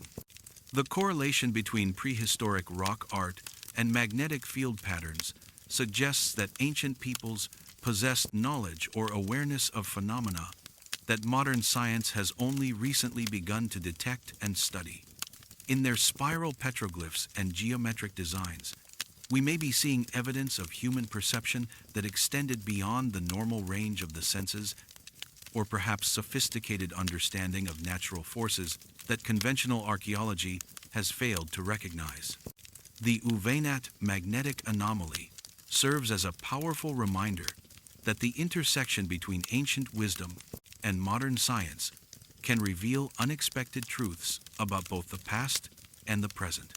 In studying this remarkable phenomenon, we not only learn about the geological and cultural history of the Sahara Desert, but also confront fundamental questions about the nature of human knowledge and the limits of scientific understanding. What do you think could create such powerful magnetic effects in the middle of the desert? Share your theories about the Uvenat magnetic anomaly in the comments below, and subscribe for more mysteries that challenge our understanding of the natural world and human history.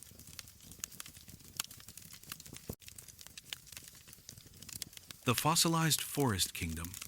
Imagine walking through a forest where time itself has crystallized, where every tree, every leaf, every fallen branch has been transformed into stone, while preserving the most intimate details of life itself.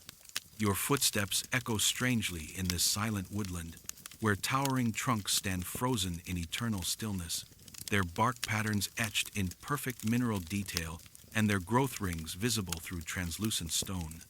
You reach out to touch what appears to be a delicate fern frond, only to find it solid as marble, yet so perfectly preserved that you can trace the intricate patterns of its veins. This is a botanical Pompeii scattered across the central Sahara, where vast petrified forests stretch across the landscapes of Niger and Egypt like monuments to some forgotten catastrophe.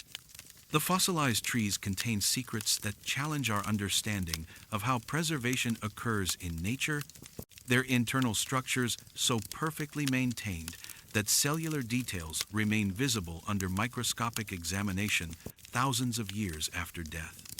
These are not trees that died and slowly turned to stone over millions of years, but forests that appear to have been transformed in an instant, captured in the very act of living and breathing, before being sealed in crystalline perfection.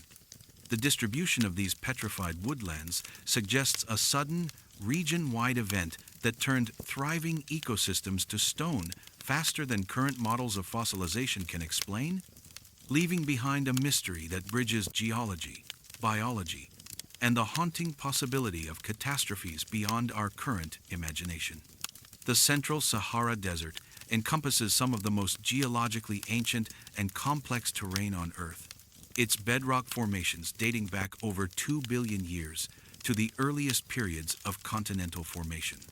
During much of its history, this region experienced dramatically different environmental conditions than the hyper-arid desert we see today. The geological record reveals multiple periods when the area supported extensive vegetation, including tropical and temperate forests that thrived during warm, humid climate phases throughout Earth's deep history. The petrified forests of Niger and Egypt represent remnants of these ancient ecosystems, preserved through processes that transformed living wood into stone while maintaining extraordinary detail of the original biological structures. These fossil forests are not isolated curiosities, but part of extensive deposits that cover thousands of square kilometers across the central Sahara, creating what may be the largest concentration of petrified wood anywhere on Earth. The sheer scale of these deposits suggests that they represent entire ecosystems rather than scattered individual trees, providing a window into past environments that supported diverse and complex forest communities. The geological context of these petrified forests indicates that they formed during specific periods when conditions were optimal for rapid fossilization processes. Most of the preserved wood dates to the Oligocene and Miocene epochs, roughly 30 to 5 million years ago, when global climate conditions supported extensive forestation across North Africa. However, some specimens appear to be much more recent, potentially dating to within the last few 100,000 years, when the Sahara experienced brief periods of increased moisture and vegetation growth. The diversity of tree species represented in the petrified forests reveals the remarkable complexity of ancient Saharan ecosystems. Paleobotanical analysis has identified specimens from dozens of different tree families, including conifers, deciduous hardwoods, palms, and various tropical species that require abundant water and warm temperatures to survive. The preservation quality is so exceptional that researchers can identify not only species, but often individual cellular structures, growth patterns, and even evidence of diseases or insect damage that affected the trees during their lifetimes. The cultural significance of these petrified forests extends back thousands of years, with evidence that prehistoric peoples recognized and valued these stone trees for both practical and spiritual purposes. Archaeological sites throughout the region contain petrified wood artifacts, including tools, building materials, and decorative objects that demonstrate sophisticated understanding of the material properties of fossilized wood. Rock art sites near the petrified forests often include depictions of trees and forest scenes that may represent cultural memories of when these areas supported living vegetation. The modern discovery of the extensive Saharan petrified forests began during early colonial exploration of North Africa in the 19th century, when European geologists encountered scattered specimens of fossilized wood during mineral surveys and mapping expeditions. However, the true scope and significance of these deposits only became apparent during the 20th century, as improved transportation allowed systematic exploration of the remote desert regions where the most extensive fossil forests are located. French geologist Henri Termier conducted the first comprehensive survey of Niger's petrified forests in 1936, documenting vast areas where fossilized tree trunks lay scattered across the desert surface like fallen giants. Termier's initial estimate suggested that the deposits contained millions of individual specimens, representing what might have been continuous forest coverage across areas now completely devoid of vegetation. His photographs and field notes provided the first systematic documentation of the extraordinary preservation quality that characterized these fossil deposits. The breakthrough discovery that revolutionized understanding of the petrified forests came in 1958 when Dr. Margaret Thompson of the British Museum led an expedition to investigate reports of unusually well-preserved specimens in Egypt's western desert.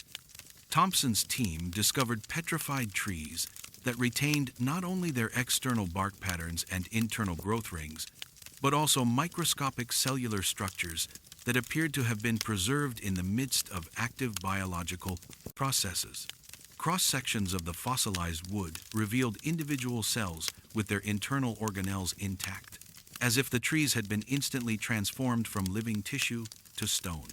Thompson's microscopic analysis revealed preservation details that challenged existing understanding of fossilization processes.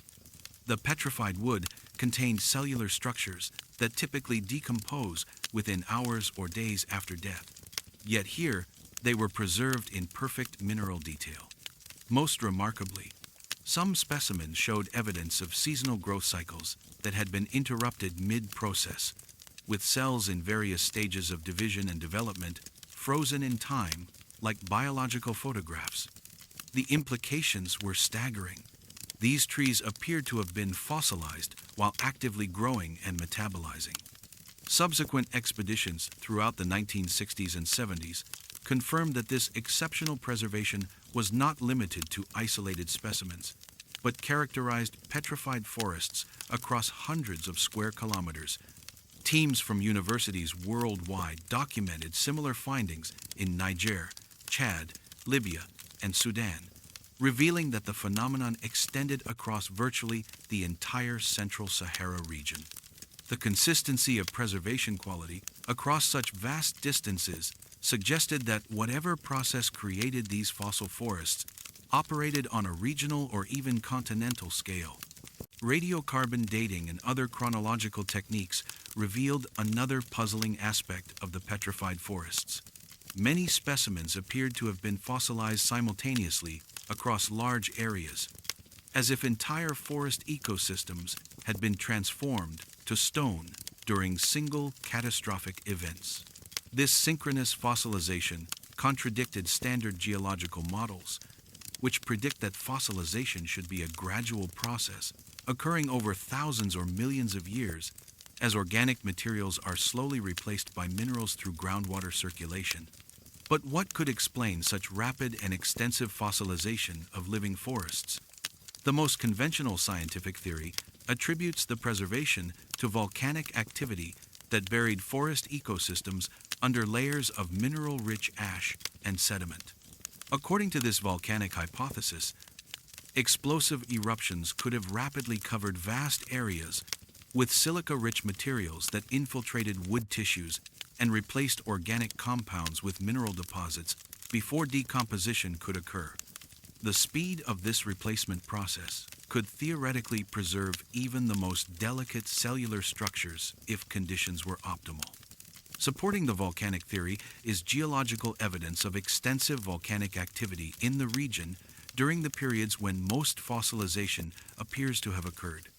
Ancient volcanic formations and ash deposits are found throughout the central Sahara, indicating that the area experienced significant volcanic episodes that could have provided the mineral-rich environments necessary for rapid petrification.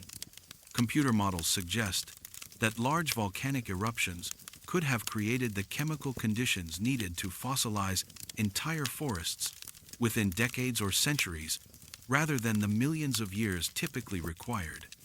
However, the volcanic explanation faces challenges in accounting for the cellular level preservation observed in many specimens. Even rapid volcanic fossilization typically destroys fine internal structures as mineral replacement occurs, yet the Saharan petrified forests retain details that seem to require almost instantaneous transformation from organic to mineral composition. The preservation quality suggests that biological processes were halted so quickly that cellular decomposition could not begin, a level of speed that exceeds even the most rapid known fossilization mechanisms. A second theory proposes that the fossilization resulted from unusual groundwater chemistry that created optimal conditions for mineral replacement of organic tissues. According to this hydrochemical hypothesis, ancient aquifer systems in the region contained dissolved minerals in concentrations and combinations that could rapidly infiltrate wood tissues and replace organic compounds with stable mineral structures. The regional extent of the phenomenon could be explained by extensive groundwater systems that affected large areas simultaneously.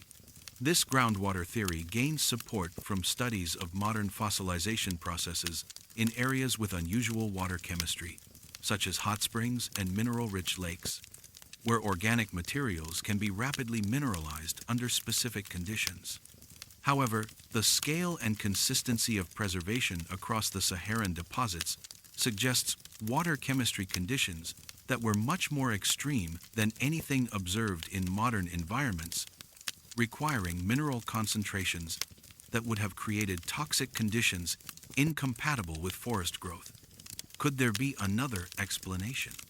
Some researchers have proposed that the petrified forests represent evidence of catastrophic climate change events that created unprecedented environmental conditions capable of rapid fossilization. According to this climate catastrophe theory, sudden shifts in temperature, humidity, or atmospheric composition could have triggered chemical processes that transformed living forests into stone through mechanisms not yet understood by conventional science. Supporting this catastrophic climate interpretation is evidence that the fossilization episodes coincided with periods of dramatic environmental change in North Africa, including transitions from humid to arid conditions that fundamentally altered regional ecosystems. Rapid climate shifts could have created chemical stress conditions in forest ecosystems that made them vulnerable to unusual preservation processes, particularly if atmospheric or soil chemistry changes created mineral supersaturation conditions that promoted rapid fossilization.